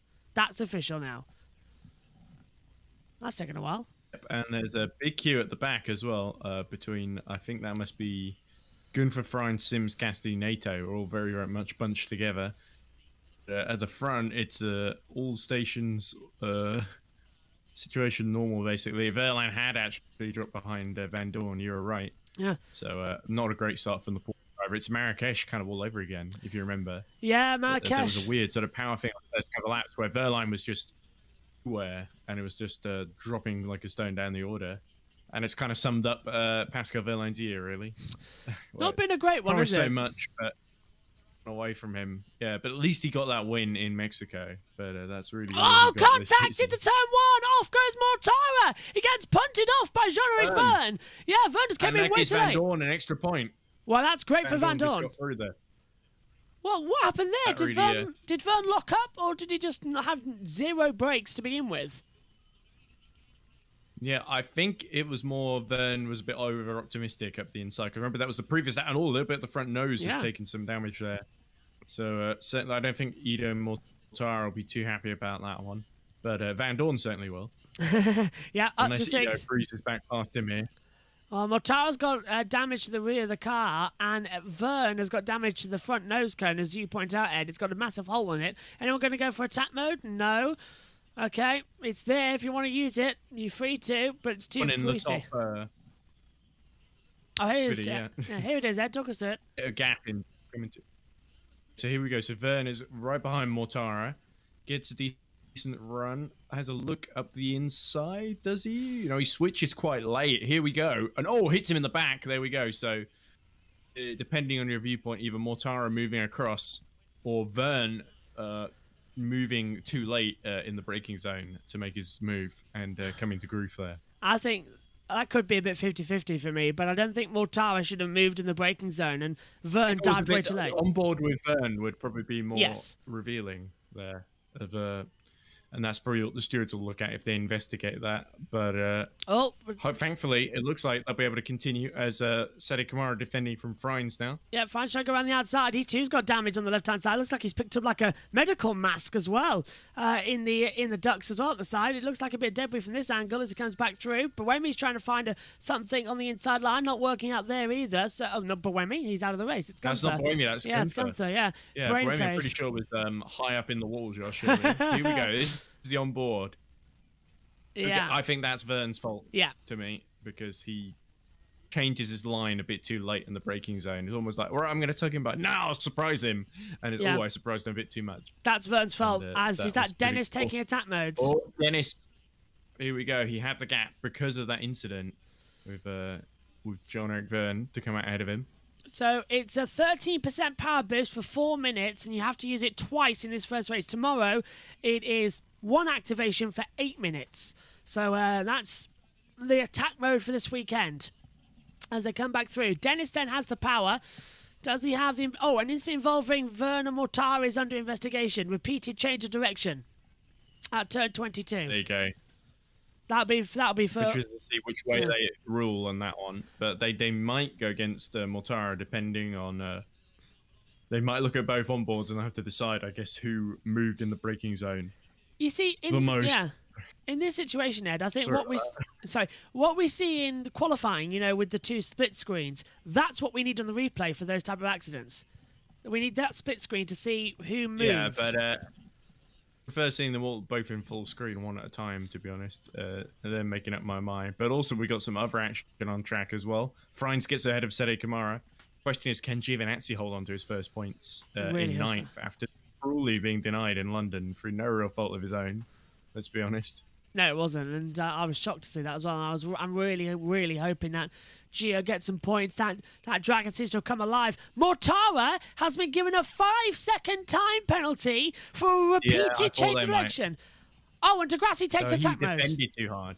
That's not fair. So that was him changing his line into the braking zone and saying he caught Verne out, basically. No, Verne, as you said... It's interesting they're saying it was the guy ahead's responsibility, because sometimes they'll go, the guy behind should have, not gone for it. But they're sort of siding with, well, Verne made a risky move, but Mortara didn't leave enough room because he changed his line too much. I don't like that. I think there was maybe a change of line earlier on in the straight as well. Yeah. Because we only saw, when they cut to the onboard with Verne, it was a bit later on. It was later on, when they made contact. The original off-board we saw. Yeah, onboard. Yeah.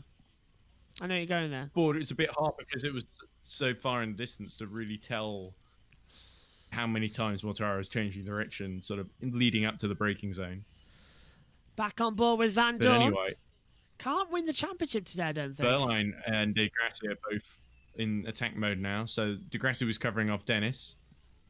And he's done that perfectly as well. He took it without losing a position either to Dennis, so he's got that. How many points for 6th again? It's 8, isn't it? Yes, 8 points for 6th. I'm thinking correctly. Yeah, because it's 6 for 8. That would be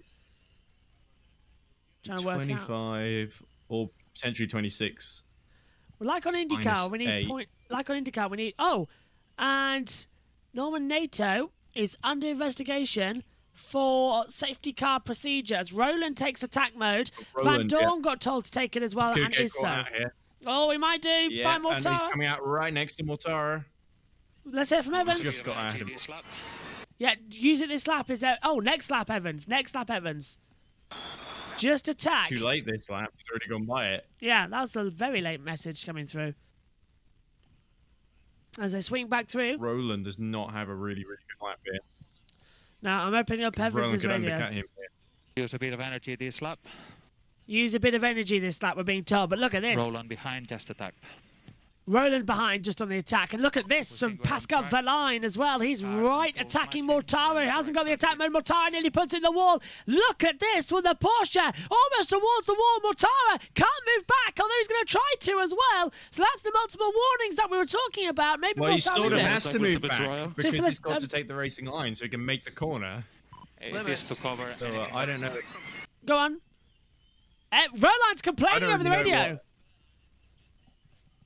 I don't know. I don't really see how Because if Mortara keeps to the inside, if it's being so wet offline, he'll just go straight on into the wall. Yeah, he's got to move around. I think the penalty from Edo was harsh, but I can sort of see why they did it, and I hope that with Verline doesn't get penalised as well. Because I think that would be just too harsh. If it's safe to attack now. So Evans goes for it, but nearly gets into the wall, actually. The rear sliding massively. Roland takes the attack mode now. He's 220 Roland left. was already in it. Yes, yeah. So he can't get through. So the overcut has worked for Evans. What's the pace of the Jaguar just bailing him out there, basically. Giovinazzi has dropped down to 13th position, and that's not because of anything. No. Oh, we're being told there is a 14th now. We're being told there's a 45-second time extension. Not sure what that's for. Is that because of the red flag? Or maybe the safety car restart, because it was just behind safety car. Could be safety car restart. Yeah. At the pit lane, yeah. I think you're right. That makes sense. So we'll have to continue with added time as Mortara once again defends brilliantly, I might just point out to Verline, because Verline's now out of attack mode, and Verline has not been able to pass Mortara at all in this 4 minutes. It's some excellent defending from the Rocket Venturi as Verline runs out of attack mode now, coming through the entrance to the stadium You sector. can't really tell the two cars apart because they're both jet black, so... I know, I'm looking forward to next year where we've been promised that Gen 3 will have some variation in livery as well, and it'd be easy to spot the Neo McLarens as well with bright orange. So that's something. You mean the... Yeah, I guess so. And the massive giant neon logo probably gives it away as well. Still a lot of mask wearing in South Korea. I think they're a bit more careful there about when it comes to public health than we are. Yeah, That's probably why they've got less COVID cases. I'm quite surprised actually that the FE drivers haven't been mandated to wear the masks, because I thought they might be Well, it's here. interesting because if you watch the interviews that Pico did yesterday, there was one with Vandoorne where he started without it on, and then the press officer lady was like, "Put the mask on," because Jack Piekering's got a camera. Yeah. So, and I've actually got him sort of putting it on because Pico messed up asking the question I or see, something. no. I forget exactly what happened, but it sort of edited so it's more seamless. That's just before. Thankfully, for the shorter videos, it was fine, but for the longer video of him in the pit lane, in like 2.5 hours or whatever, or longer than that actually initially, and I had to sort of figure out how to get the render export times down, which was a bit of a pain for like a 16-minute video of Pico just rambling nonsense. Both the cheaters, I think, have got some bodywork damage to the front nose cone. Well, nothing too serious. We'll be seeing Jack tomorrow as well, because in the build-up show we'll be having an extended one. We'll be looking. Oh, yellow flag's out. So I'll hang on, Giovinazzi. No. I think Gio's gone wide, and he has. Giovinazzi's dropped down into 15th position. He dropped out the points. Yeah. Already dropped out the points, as you said, and it looks like he's come to grief somewhere because the whole field's gone through, apart from NATO. As I was saying, tomorrow... There we go. Looks like Evans is about to run out of attack mode, so... First phase of attack mode, no real big improvements here. The only real big incident was Vern, Mortara, and Vandoorne getting past Mortara, basically. Yeah, tomorrow... Vern has actually really started to catch Dennis in this stint. Yeah, he is. He's closing out. Yeah, tomorrow morning you can join us as well. I know it'll be bright and early, but you can join us for an extended build-up to Formula E's season finale as well, where we'll look back at qualifying the race and have interviews with all the drivers as well, courtesy of the Formula E Zone channel as well, who's been an amazing partner as well this year. I'm looking forward to, hopefully, Ed, you'll have me on the season wrap-up shows that you do. Well, it depends. It's just finding time for the show, because I think everyone's a bit lazy. So we'll have to see. Anytime. If there's no room, I'm happy for you to take my spot on it. And I think this must be Sims. Touching the back. Oh, this is what happened to Gio then. Oh. Sims has kind of misjudged it there. And that was how Gio lost those 2 positions. Yeah, good day, sir, as well on the inside, punting him in.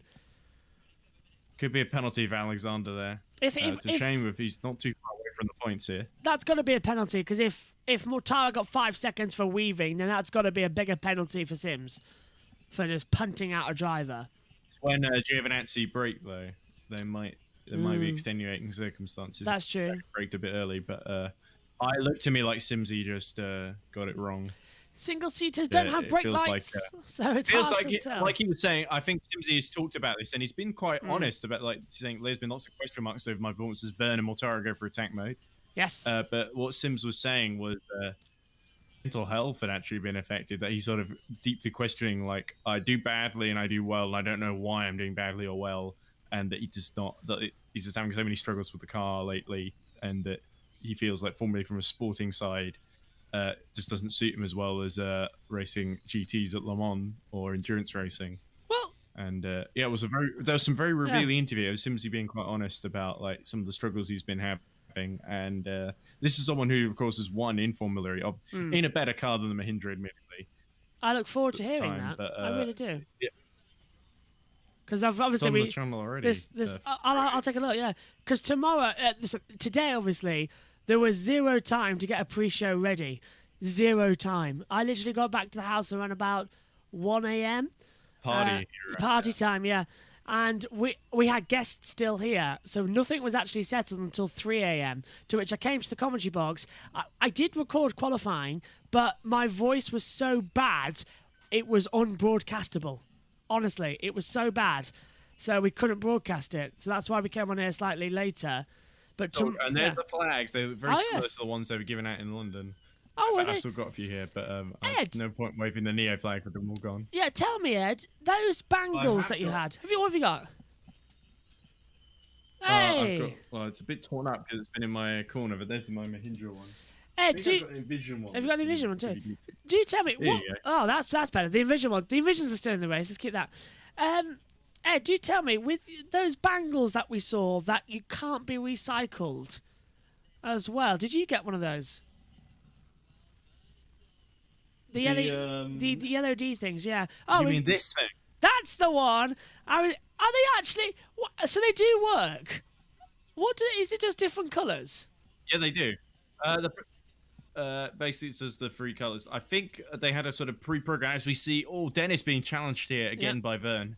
This is on the attack mode. In attack mode, of course. And round the outside. Been announced. Oh, that's going to be close to contact. Dennis almost put Vern in the wall there at turn 1. That was some great defending from Dennis, but Vern was a bit optimistic to get through there. We've got fan boosts, by the way, Ed. Do you want to read them through? I didn't see them. Oh, sorry. I'll get them in a sec then. Talk us through this then with Vern and Dennis. Not really too much to say. There was no real way around the outside for Vern there. He needed to make the move a lot earlier down the straight. Well, just placing the car where he needed to. Fan boost has been given to Mitch Evans, Eduardo Mortara, Lucas de Grassi, Antonio Felix da Costa. Oh, and guess who? Stoffel Vandoorne. Always the same one, isn't it, Stoffel? Well, he is leading the championship.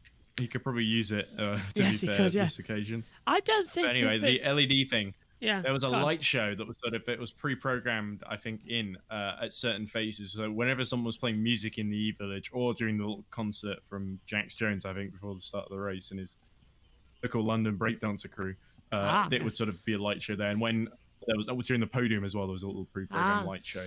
But other times you could just use it. I think actually it's sort of when you were at the XR, because I noticed it when I went down to the toilets and the lights started coming on. I was thinking, oh, is it just because it's dark? Is there like a sort of solar panel kind of thing going on here? Vandoorne's under pressure from... Oh, Vandoorne locks up. Mortara on the attack mode nearly got through, but that was Vandoorne trying to defend it. Mortara's going to the left, swings back to the outside line. Vandoorne just about holds it, coming into turn 1 and 2. Vandoorne just has to hold the middle of the road here. Yeah, for 3 seconds, 2 seconds, 1. That's it, he's safe. So this is actually good, Ed, because... But now he needs to make sure he's got the gap, so when he takes his second attack mode, he stays ahead of Mortara, because Ido looks very quick at the moment. I'll tell you what, Ed, this is good news. This circuit is providing a great race, but attack mode doesn't necessarily... What's going on here? Attack mode doesn't necessarily mean you're going to go through, as Evans takes his second one. Evans in attack mode. Yeah. So, I don't know. I feel like there's we're not seeing many non-attack mode overtakes though either. It feels a little bit more follow the leader than London. Yeah, saying something. But there are a couple of places we can make overtakes, and we did see that brilliant start from Evans earlier, which certainly is going to do his style of hopes no harm whatsoever. Frines has just taken his first. Really, it's a question. Yeah, sorry, I was going to say Sims has been given a 5-second time penalty for causing a collision, turn 1.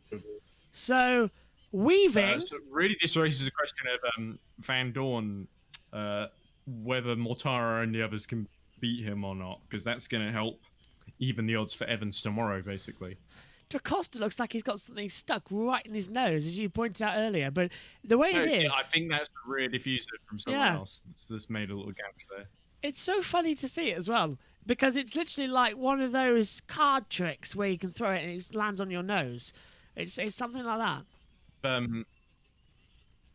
That to me shows why the Gen 3 has a sort of slightly higher nose, because I keep thinking of the way Nick de Vries just slid underneath the back of Buemi at the lap 2 crash. Sorry.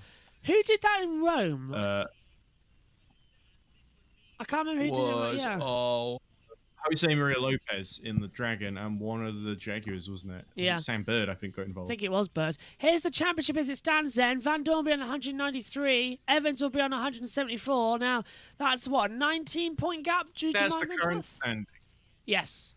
As of lap 15. It is lap 15. Yeah, 19 points, yeah. We go to a So season Vandoorne is gaining the Mortara incident delaying him. Of course, Mortara's got that 5-second penalty as well coming later on. Yes, so even if he clears Vandoorne, then it's going to be difficult to build that gap. So it's Frank Evans has got it under control. It feels like this one is just bubbling, isn't it? We've had a big crash in the red flag, but it feels like this is bubbling for tomorrow. I wonder if Roland might wait till later on to use would. his attack mode to try and get a bit of offset over Oh, Evans! Sorry, Evans.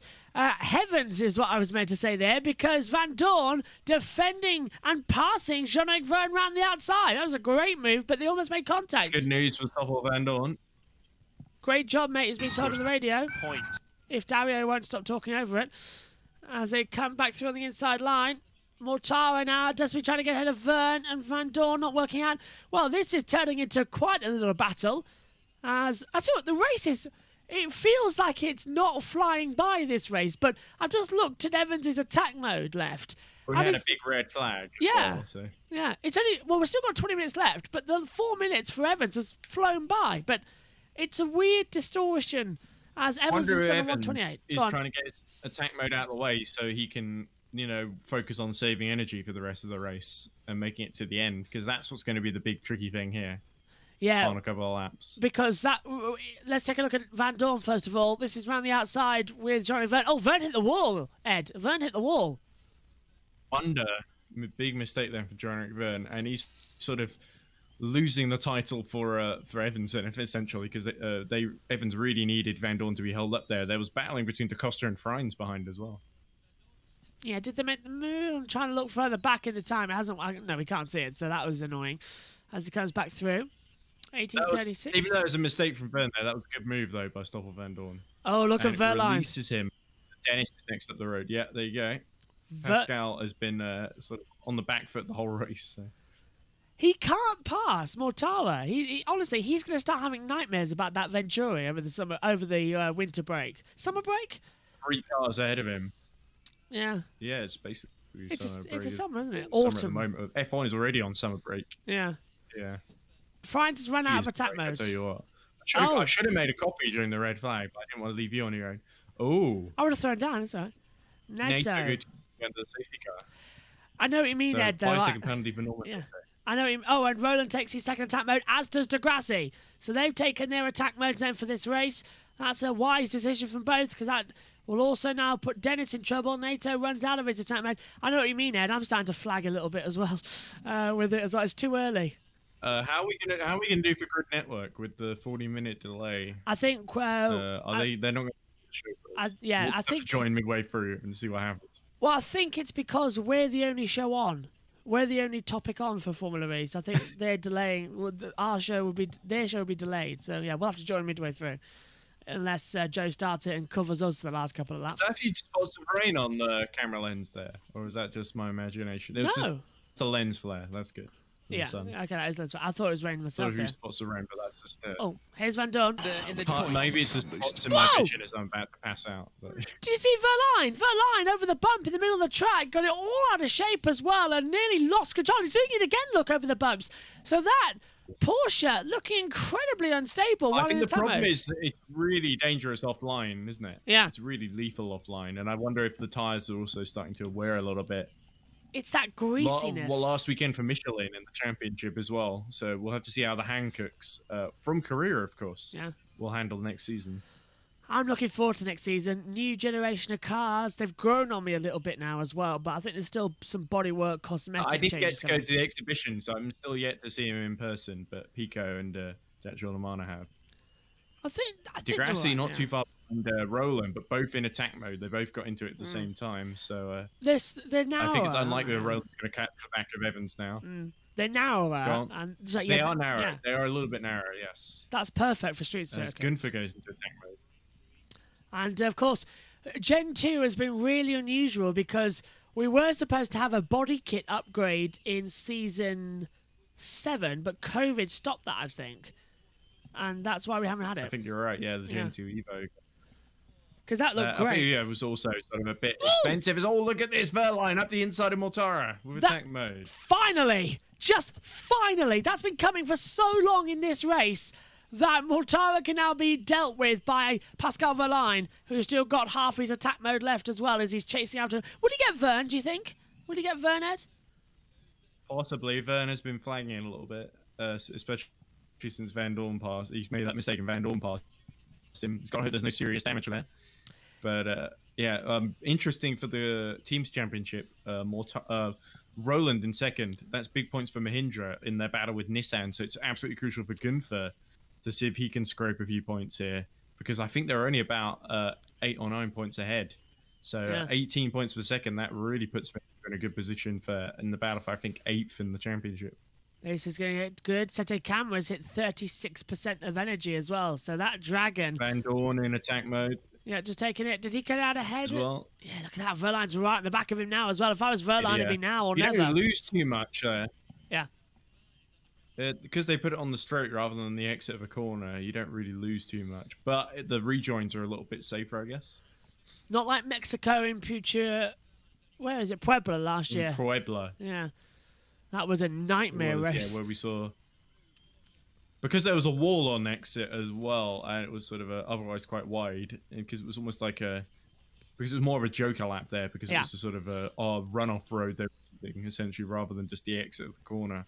Sims has passed Gunther further back, and is very close nonetheless. Oh, Vern line locks up. Vern just makes it to the corner as well. Both of them having a bit of problems out there. As Verheim is going to fully send it into turn 1.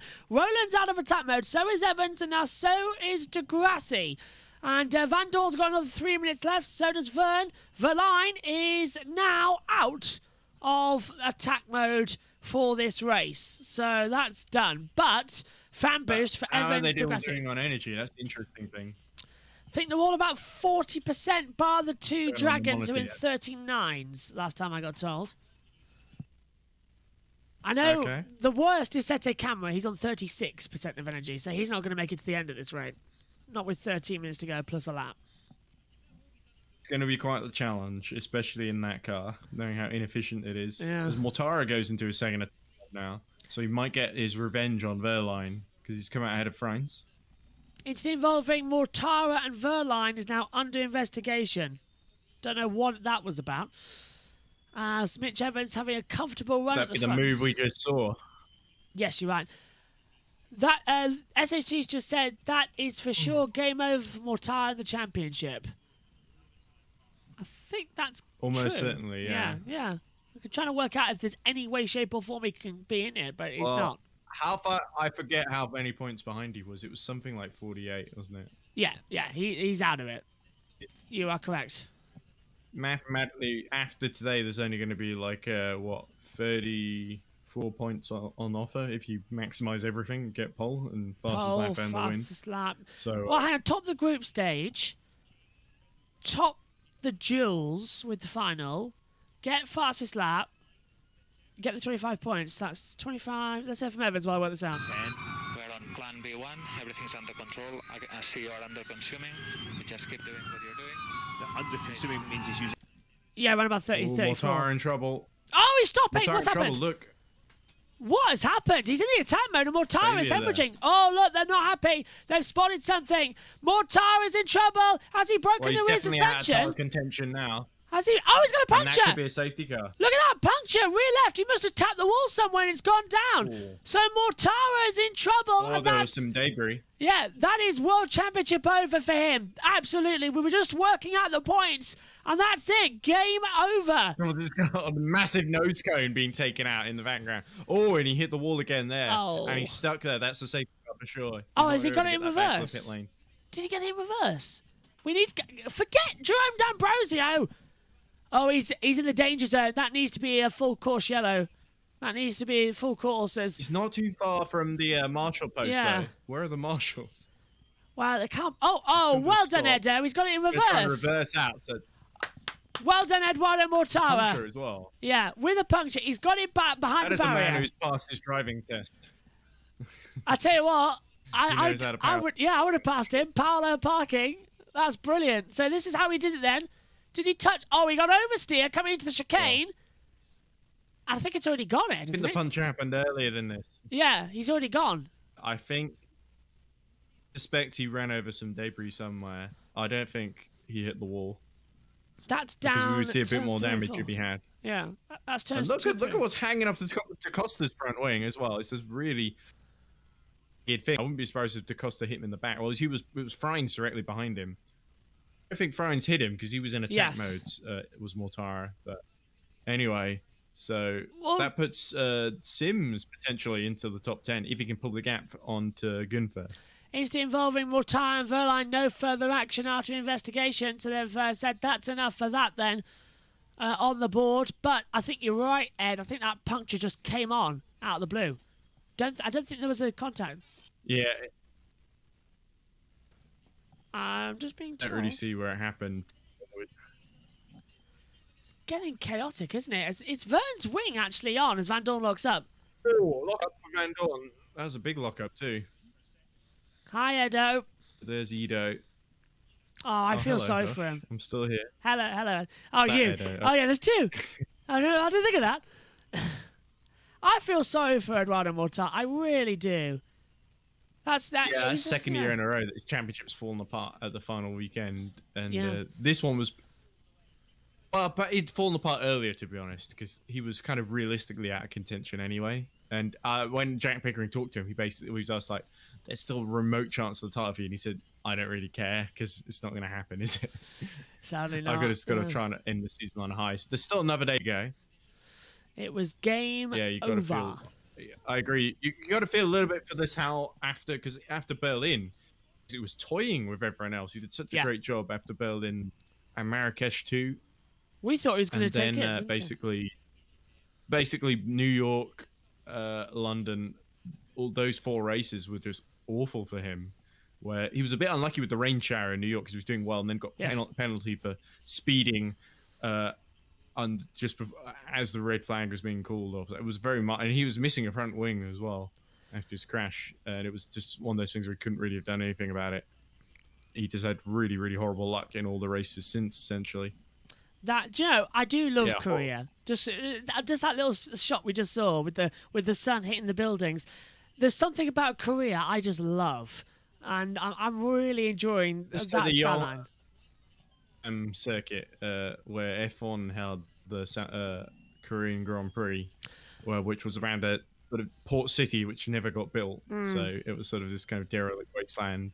You've just And, like, reminded. everyone commented that the place had no atmosphere. It was great circuit, but great boring atmosphere around it. You're right. You've just reminded me, Ed. That means that both Formula One and Formula E have had red flags on their South Korea debut. Because, of course, the 2010 race got red flagged for rain, and this race here for Formula E got red flagged for a multi-car pile-up in the rain. There was rain involved, not as much Yes. as we feared there might be, but Well, we honestly thought we would be racing with Noah's Ark on Thursday when we saw the flooding. exactly, yeah. I'm amazed, actually. Might be Go on. it might be a Belgian Grand Prix situation like last year where we might end up seeing the race cancelled. I'm not sure they have the same rule that F1 has where they have to do a certain number of laps before cancelling it. I think it's we have to complete at least 5 minutes for us to declare the results, something like that. Get it past 1/5 or something. That's something I read. Oh, and Sims has been passed as DaCosta goes into 10th position. So what's happened here? Sims is to 9th, DaCosta's into 10th. There we go. Yeah. No, the other way. Sims passing DaCosta, yeah. Yeah. Sorry, you said it the other way around. Sorry, and yeah. Sims from the very back is gaining 4 positions. The timing monitor was showing it the other way around. The down arrow was on Sims and the up arrow was on DaCosta. So I thought DaCosta's passed Sims and it hasn't shown. It must have been a bit side by side for a second there. It's a shame we can't see any of that because we're watching. They were both more invested in the title fight and fighting Vandoorne. They were both on attack mode, so that would have been a great little battle. Let's hope we get to see it on the replay. I'd like to, as unfortunately the race director is focusing, as you said, Ed, on the title contenders, Vandoorne and Vern. But Evans is out front. No longer a title contender, is he? Mathematically, he's out of it. After qualifying, yeah. Basically, it's basically whether Jev can hurt Vandoorne enough to help out Mitch Evans. You're 1% up on Roland now. 7 laps to go, and he's 1%, 2% ahead of Roland now. So there's the energies that you were looking for. He's going 2 on the monitor, so yeah. And Degrassi quite similar though, both on 20%. Dennis as well. So definitely fun. Evans looking in the strongest position. I really hope that this track is. Oh, look at that beautiful sun! Now. A lot of energy as well. Now this sun's going to cause something as well. Contrast from the start of the race. Yeah, and of course now that's going to create the haze, isn't it? As well, they're burning away the track surface of the water. I do love this. I'm going all a bit more giddy. grip offline, no! Oh, Verline goes a bit deep. Locked up, I think, coming into turn 1 and went straight on. Easy to do. Yeah, we've seen that several times today. Through the stadium sector, where I can see why they've put the dummy grid there, but I did hear they were trying to put the starting grid there, but they just couldn't find a way to do it, which is why the starting grid's ended up down. Giovinazzi. Look at that as well. It's a good attendance, but I don't think it would have worked if it was packed out. Not really a capacity crowd, is it? Yeah, it's not like in Mexico where this was London, that place would be packed. Yeah, Mexico is packed, as you say, Folosol and all that. Yeah, go on. What was that other one you mentioned? It was very well packed. What was it? It was like I think it was one of the better, maybe if not one of the better attended Formula E races. Certainly the atmosphere was really, really great there. And in fact, even the drivers, like DaCosta said, this was like NFL for us, basically, that we should have more events like this. And Giovinazzi going into the pits. Oh, and Evans locks up! Lapped, I guess, or... Sorry, Ed. Evans... They're all going a bit deep in there, aren't they? Yeah, I wonder if that is part of the dryness. I think that looked a bit more dramatic than it was. Yeah. There we go. Added time then. At least Evans has still got the lead. Yeah, I thought it was 45 minutes there, but it's 45 seconds. 45 seconds. Yeah. Evans leads, but that gap has come... That would be quite difficult to get to the end. Oh, Degrassi's using his fan boost. So he's the first one to use it today. But he's nowhere near Roland. He's not going to overtake this part of the track. No, he's not. He's way behind. Is that just to keep Roland in sight then? Must be. Roland does not have fan boost, crucially. So, I don't think Evans has used his yet either. Well, added time has not been added to the TV clock, but I believe it's been added to the one you're watching. Yes, so the added time's been added to the one you're watching here on the watch-along, and that is Giovinazzi. Off a little bit by Giovinazzi in the pits. I think that might have been more put Mitch off a bit. So, brings the braking zone. Expect to lap him. Maybe. Oh, he's so close to hitting that. Oh, big one there! It's Sims! Oh, is that Roland? It's Sims! It's Sims! Sims is in the wall in the stadium sector, and that will bring out at least a safety car. Just gotten up to 9th. That might have to be a red. Could be the race ending as well. Yeah, depending on where it is. It's down in turn 9, so that might be a red flag actually. In the last 5 minutes. Vandoorne. 5 minutes, they won't be able to add extra time. So I think this Vandoorne uses his fan boost to try and get Dennis. Don't think he did. He's a bit too far back. Use it before. Then they're not allowed to use it. As you say, Ed, because it was inside the 5 minutes, we won't have any extra added time. So Cassidy's going to use it now, side by side. That's Cassidy getting past Gunther for 10th position, the last points paid position, full course yellow. Yellow in 5, 4, Ooh. 3. Good timing by Cassidy there. He left that attack mode late as well. He won't get the full advantage of it. What is that leaking out the car there from Sims? Is that just water dropping off? I hope so. Yeah, it could be. I think I'm not sure it's anything too serious. Yeah. So it's Sad way for Sims. Well, he's still got one more race tomorrow, but it would be a sad way for Sims to end his Formula E career without finishing in the points, because it looked like there was a good chance of points there, and he just lost it. It'd be good to see a replay again. Might be a legacy of that contact with Boemi from earlier. Was it? No, not Boemi, with Gunfer, wasn't it? He was just straight into the wall. Behind I think something happened earlier there, because like he'd already gotten through. So here we go outside. Does he hit the wall on the inside, maybe? No, he went too wide, lost it. On the outside where there wasn't much grip. And yeah, that's not great. So big rebuild for Sims then. He's got it's 5:30 now in South Korea, and we go racing at 9:30 tomorrow for the third practice session. So that's not a lot of time to rebuild that car. I mean, it's a whole day for us Sims here in the UK. Not looked confident all weekend, really, and especially because he had that crash in FP2 as well at the end of that as well. He bent the rear wheel, and there he is. He's getting out of the car now. Full Corsiello's been called, and he's been safety car told to get out. Safety car deployed. He's out on track, yeah. So full safety car now deployed to end the race. So with 55 seconds plus 1 lap left, that's it. That's a shame. Yeah, that's basically it. So, track that was bred to create those sorts of safety cars. But there you go. It's going to be 195 points for Vandoorne, 174 for Mitch Evans. So there you go, 21 points then. 21 points, so 2 more. So we go to a showdown tomorrow, but with a very outside chance. It's mathematical, but I still think Vandoorne has got it. Unless, if Evans wins again, then where would Vandoorne have to finish to make sure he doesn't lose 21 points? Well, I guess second is for the win. As long as Vandoorne has to finish 8th. I think top 4 in both. Yeah. Yeah, he would have to finish 8th and get the 4 points, wouldn't he? Yeah. Unless Evans gets pole and fastest lap. Yes. Gets the full 33 points. Basically, when me and Ed are commentating today on the Endurance Championship, I'm going to be doing mental mathematics with a big data 29, sheet. Wouldn't it? Yes, 29, yeah. So the race safety car is that. Sorry, say again, Ed. What you were talking about a sex toy there. So I'm going to do maths with a big dill, and I didn't hear the rest. So. No, maybe using a bit of cucumber. I don't know. What I was saying was, I think because we're just having a bit of a cutout. This broadcast has gone very wrong all of a sudden. Yeah. What I was saying was, while you're commentating on the ERC endurance race, I'll be doing mental maths with a big diagram to try and work out what is happening. I hope you heard that. Doing that for ERC. Yes. Big diagram. Yes, that's the one. There's Sims out the car. Oh, they're the fans clapping for Sims as he gets out. That's classy. I like the Korean fans that did show up, at least. They're being very respectful. Yeah, no. Would love to see more of them.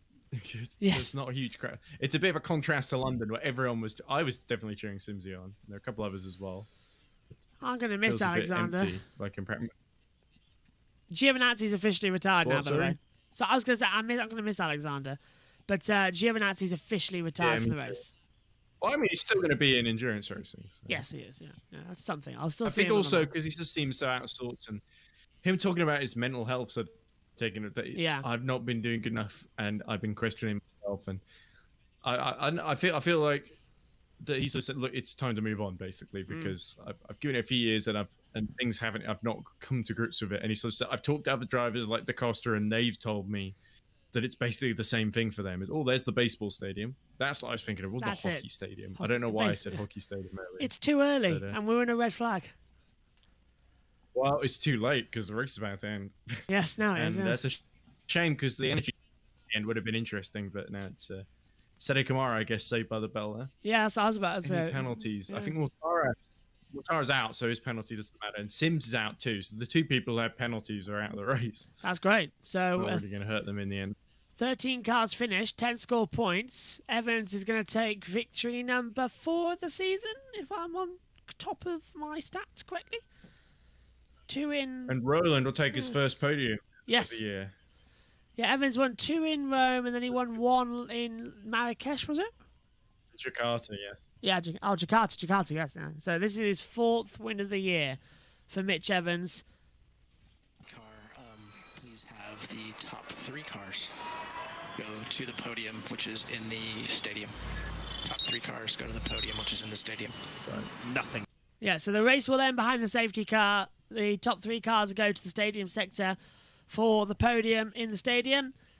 As they're going to come through, I think the safety car will come into the pit lane. I don't know actually, we'll see. But there's Mitch Evans. It's just coming into the last couple of corners. I want to say Sam Bird is just circulating in turn 12, but it's not. It's Norman Nato in the number 10. Safety car's coming into the pit lane then. Mitch Evans will lead them out the last corner. His 4th win of the season and the first winner of South Korea Formula E. Mitch Evans keeps his title hopes alive going into tomorrow. Oliver Rowland gets his first podium of the year, as Ed said, and Lucas de Grassi is 3rd. That means Lucas de Grassi has 1,000 points as well in Formula E. Oh, yeah. To do that. The first driver ever to do so in 99 races. And Lucas de Grassi, of course, becomes the only driver to start every single Formula E race. And he will continue to do that in tomorrow with race 100. As they come through. Should we hear from Mitch Evans? He's on board, but so Evans just trying to we're not hearing. Where he's meant to go. There we go. A bit lost on the cool. You weren't lost during the race. Phenomenal performance. You did everything you had to do there to keep yourself in championship contention. Well done. Thanks, mate. Yeah, this is exactly what we needed. Take it to tomorrow. Let's give it everything. Again, guys, I want the top Thank you. 3 cars. I've got 9 I'm meant to go.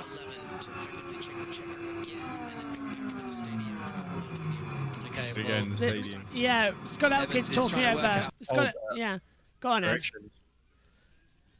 Track is clear. Safety car finished behind it as we now cut to the other camera. Found the little tunnel. Yes. Just looked like he found the tunnel. I don't really know. He's going to do another lap. Yeah. We've ended. He's gone outside the stadium now. Yeah, we've ended, by the way, 37 minutes later than what we were planning on. So that's not great news. I don't know when the Grid Network is going to be on. Always the way, isn't it? Let's hope tomorrow it's a little less. I feel that tomorrow it's going to rain again, so I'm not sure we're going to be safe. I'm looking forward to it. Last race of the year, championship decider. That could be a lot of fun. Is that DaCosta? No. I still think Vandoorne. Jaguar garage, so why would it be DaCosta? I thought it was DaCosta, but it's the Jaguar. She looks. Is she alright? Is that her last race? On the. Yeah. Looking very emotional. I think it's just a very early in the morning and very stressful situation because there was a lot to manage in that race. So Jaguar TCS race. I'm being told via my earphones that is Mitch Evans' race's strategist, and that is her very first win. She's new to the role, and that is her very first Formula E win.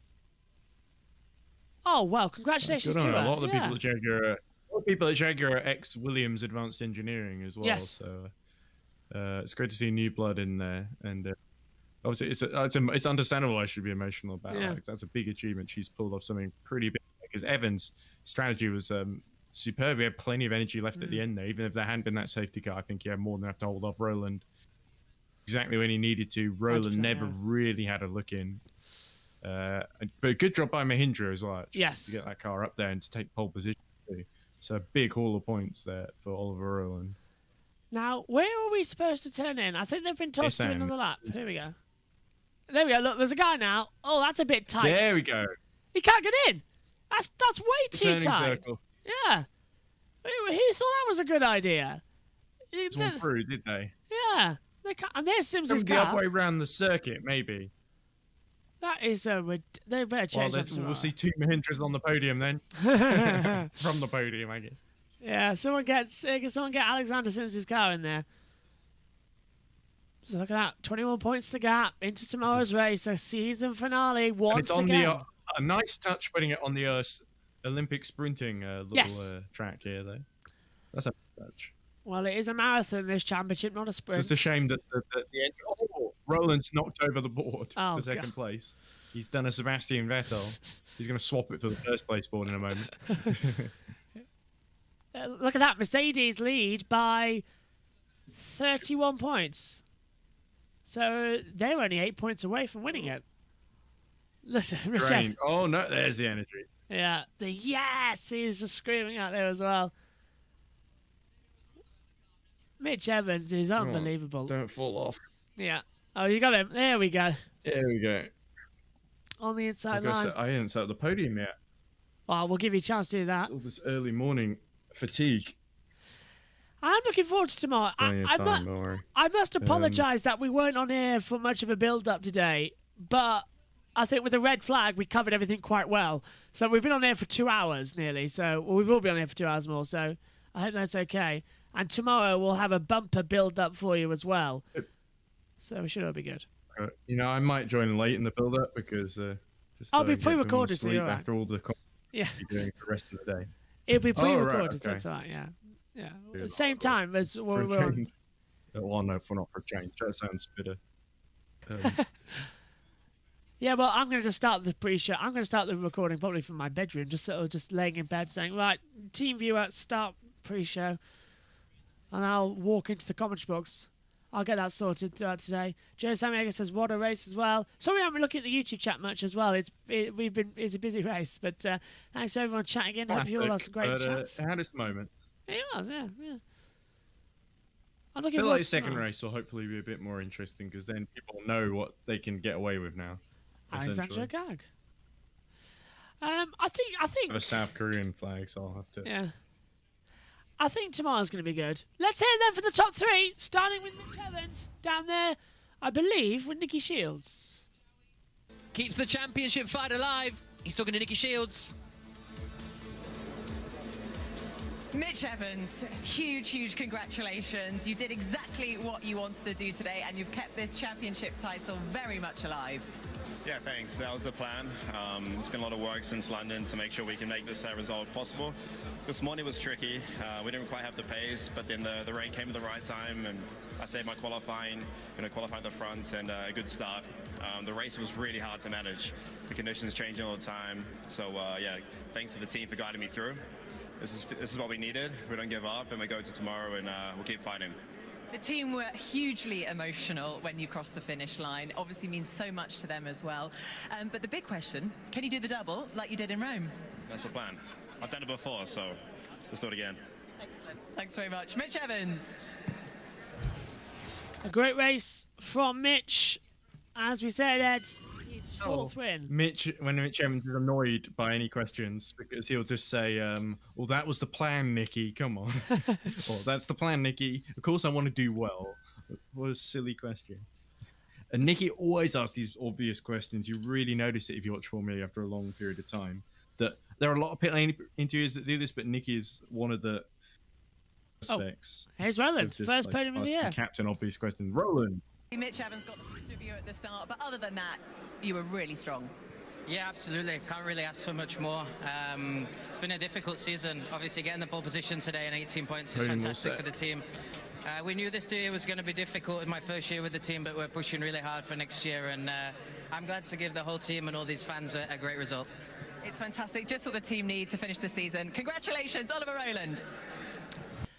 First podium of the year, Ed, for Roland, and he got a bad start with that painted strip, but did well to hold on for second in the end.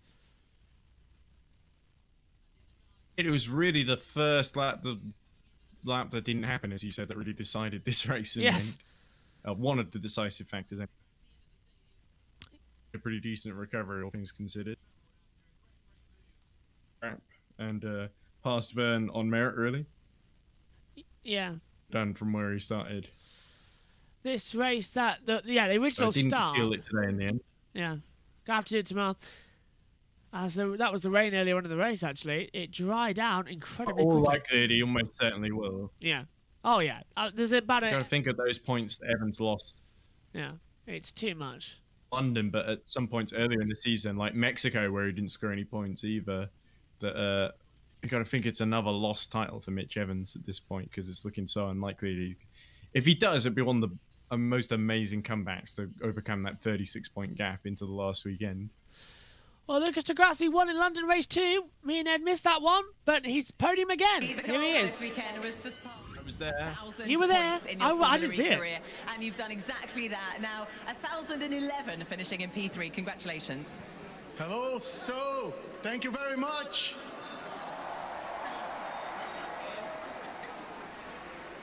Really, really big honor being racing here. Amazing place, amazing fans. Thanks, everybody. And we did our best today for the team on the Constructors' Championship. And for me personally to reach my podium number 39 and 1,010 points. So I'm super, super happy. And we're going to celebrate a lot. Not too much. More podiums than any Formula E driver. What a way to enter your 100th race tomorrow. It couldn't be better. This track and the people of Seoul has been amazing, and we couldn't have a better day. We fought very hard and we extracted the most out of it, no mistakes. Could have won. Thank you, team, for the car that they gave me, and thanks for the fans for being here. Well, thank you very much. Rest up, and we get to do it all over again tomorrow. Lucas di Grassi. I think he's still riding that London high, isn't he, from race 2? He's riding the Lucas di Grassi, I'm better than everyone else high. Still blocked me on Twitter, by the way. Still bitter. Yeah. Podium. Falls flat on his face. That'd be funny. That's right. Just like, embarrassed. That's right up there with when Martin Brundle said after, I think, Indianapolis 05, that if Michael Schumacher does a jump on the podium, he's going to punch him in the face. I think that was right up there with a unique moment. And tell you what, Ed, if you've got the driver tracker, just take a look, because for the first time in my recollection, the medical car is registered on it, because it went out on the circuit as well. I've never seen that before. Okay, I'm not ready. It's too early in the morning to mess around with the driver tracker. I didn't get it up in the first place, I'm afraid. Mainly because they only let the sort of live race portal sort of shows up like literally 2 seconds before the race starts, so there's not really a lot of time. Oh, I'll have this to. Is the little fan cam. Yeah. Everyone watching it respectfully. Well, I guess a broadcast camera in the fan stands is what I meant to say. So I've just realised actually, my hand. I'm just having. I can still smell the flowers from yesterday at the party on my hand still. So that's something as well. Even though I've put hand sanitizer on several times after leaving the party. Let's hope. Go on. Okay, let's hope there were no illicit substances made from that flower at that party. No, it's a giant bouquet of flowers as well that's in there as well. But no, it was actually a really great party for it. Now it's actually my mum's still 59. You're getting somewhere tomorrow. Oh yeah, you are, aren't you? But to friends. I don't know when though. Presumably about 11 or midday, so I might have to head off. Yeah. Before Grid Network, unfortunately. I've just figured out why. I've just figured out why my hand now smells of it. It's because I'm wearing the same shirt. I haven't changed shirts, obviously, so the shirt still smells of the party. So that's why I can smell it on me. That's why. I was wondering for a second, am I going insane? Right, podium time then coming on. But yeah, my mum is still 59. She's not 60 until Wednesday. Yeah. So yeah. So it's still party time. Okay. I have no idea what I'm talking about. I've lost track. It's too much. I've done a Le Mans basically. I don't know what you're talking about either. Yeah. I've done a Le Mans stint. You have to talk about your personal life. Yes, I was. Detail now. Yes. I was literally. What was it? I woke up at 9 a.m. shades yesterday. on. Yeah. I wish I had some shades right now.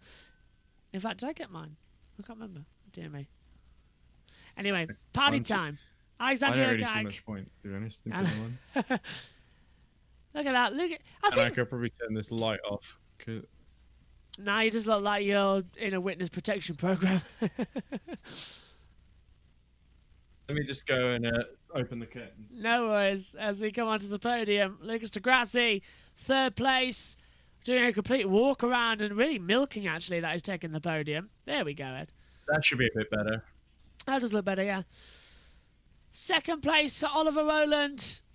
First podium of the year for Mahindra after a miserable season for them. Indian flag instead of the British flag. Oh, did someone try and smack him around the bum there? They did, yeah. Mahindra mechanics, I think, trying to. I hope it was. He missed, thankfully. Too slow. Oliver It's hard to do that Rowland's on the Cub Scouts. Try that. I think Mitch Evans, though, definitely. Didn't go up with the British flag. Ed, will you agree with me that Vandoorne has been the consistent driver this year, but Mitch Evans has been the absolute one to watch in terms of the fact 4 wins, all of them have been classics for him to win. It really has been a different situation, hasn't it? I think Evans deserves the title more. Yeah. Deserves? I don't know. I think the team has to do a good enough job in London, where he retired really through no fault of his own. But that's because the team didn't get the electronics right or whatever it was that caused the technical issue, where it just shut down and became undrivable. He just couldn't continue. But yeah, I think Mitch Evans has been box office. Mercedes has probably been overall the better team, and that's evidenced by the team's championship. Yeah.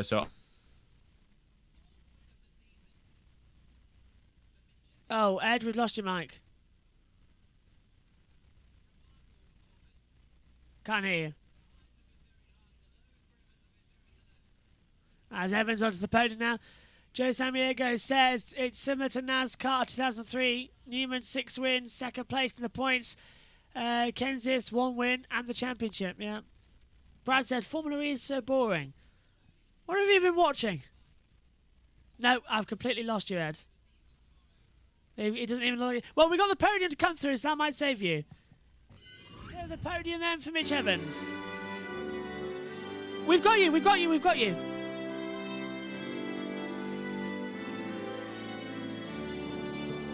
Sorry about that. No worries. I don't know what caused that.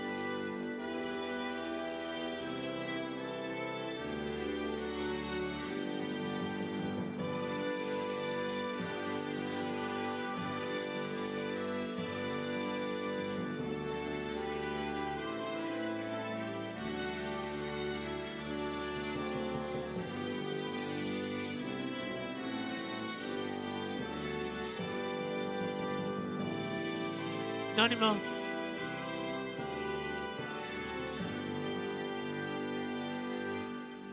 And now the British national anthem for Jaguar on the podium. Oh, that's not going to come through just yet. I hope it will be. Ed, we can hear you now. Yeah, we don't have to talk through them anymore. They've released it all, which is great news. Who the hell is that guy? I have no idea. Here's the British national anthem for Jaguar. And the lady who's won her first ever race gets to come on and take it.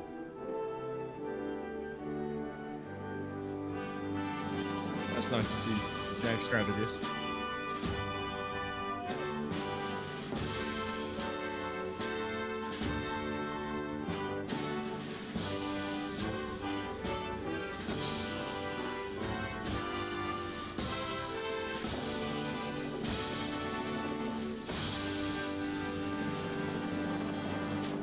An amazing one there. There's the podium as well. British national anthem for Jaguar. And the lady has won her first ever Formula E race as the strategist as well for Jaguar. We saw her emotional in the garage. It's a shame we can't remember her name. I know. I will find that out as soon as we get back to it. I'm hoping Jack might say it. So I'm going to listen to Jack here. Underway. I'm just hoping Jack might say it. The president of Formula E Korea will hand the trophy to Christina Manias, performance engineer of Mitch Evans, who's such a hard worker within the team. There we go. Christina. Thank you very much, Jack Nichols. I knew Jack would know that. He's got the feed in his ears with people telling him. So that's Christina. Someone probably texted him her name. Yes. It would probably be Hazel Southwell. We don't have the same... yes. Bloody Hazel. I'm going to quit Formula E. No, wait, let me do all the remaining races. I'll hold a massive hissy fit because I can't get what I want. She's worse than Lucas. I'm backing off from that one. But anyway, I won't say any more because everyone seems to love Hazel. You two have beef. You two have beef. Third place for Lucas de It Grassi. ends when she dies. That's all I'll say. The feud ends when she dies. Lucas de Grassi third. Second place for Oliver Rowland as well out there on the field. I actually saw her in London as well. Oh, did you? Ran the other way of the room to avoid a confrontation. Rich Evans. Don't think she saw me. I don't think she recognised me. I did think actually would UTC each other in London. I was quite looking forward to that as well. Mitch Evans takes his fourth win of the year, and it's been another brilliant race for him. A demon start, and then got a great one yesterday as well. Great getaway to come back through, and he lifts up the trophy. So then, Ed, 21 points the gap in the championship. It goes down to the season finale here tomorrow morning. Who's your pick for the title winner? It's almost certainly going to be Vandoorne, but Mitch Evans has done incredibly well to keep it going, because if he hadn't won today, I think Vandoorne probably would have clinched it. Does look like that. And I've got a feeling Vandoorne will take it tomorrow. Evans is the extreme outsider, but stranger things have happened in Formula E as well. Last year, we had 14 drivers going into the last race with a mathematical shot to win the title. It came out with Nick de Vries. So don't be surprised with 3 drivers still on the line tomorrow to win the title. Anything can still happen. My thanks to Edward Hunter. We're going to dash off because we've got to go now to the Grid Network as well for the wrap-up show. So my thanks to you, Ed, for your company today. Great to have you back in the box as ever. I'll answer this question quick from Brad. He says, Josh, why do you think MotoGP is done for in the UK with Silverstone attendance going down each year, and why didn't you go to the race? Couldn't get to the race because I couldn't get the equalisation, and the ticket prices were just way too high. It would have cost me an extra £300 to do the race. That's the problem MotoGP have at Silverstone. And also, they put MotoGP earlier in the summer break, and this is the first year everybody's been able to travel COVID-free restrictions. So that hurt the attendance. But apparently, the things that is going to be on the up next year for Silverstone. So that I hopefully answers your question. My thanks to you, Ed. I'll see you in a second for Grid Network. My thanks to all of you at home for watching what has been a very weird opener here in South Korea. We will see you tomorrow. Saudi Arabia, I wouldn't. Yeah, that's true. Yeah, I did look at you and I said that as well. Round 16, the season finale here from Seoul is tomorrow. Join us for that. For same time, same place as well. Thanks for your company. Good morning to you all.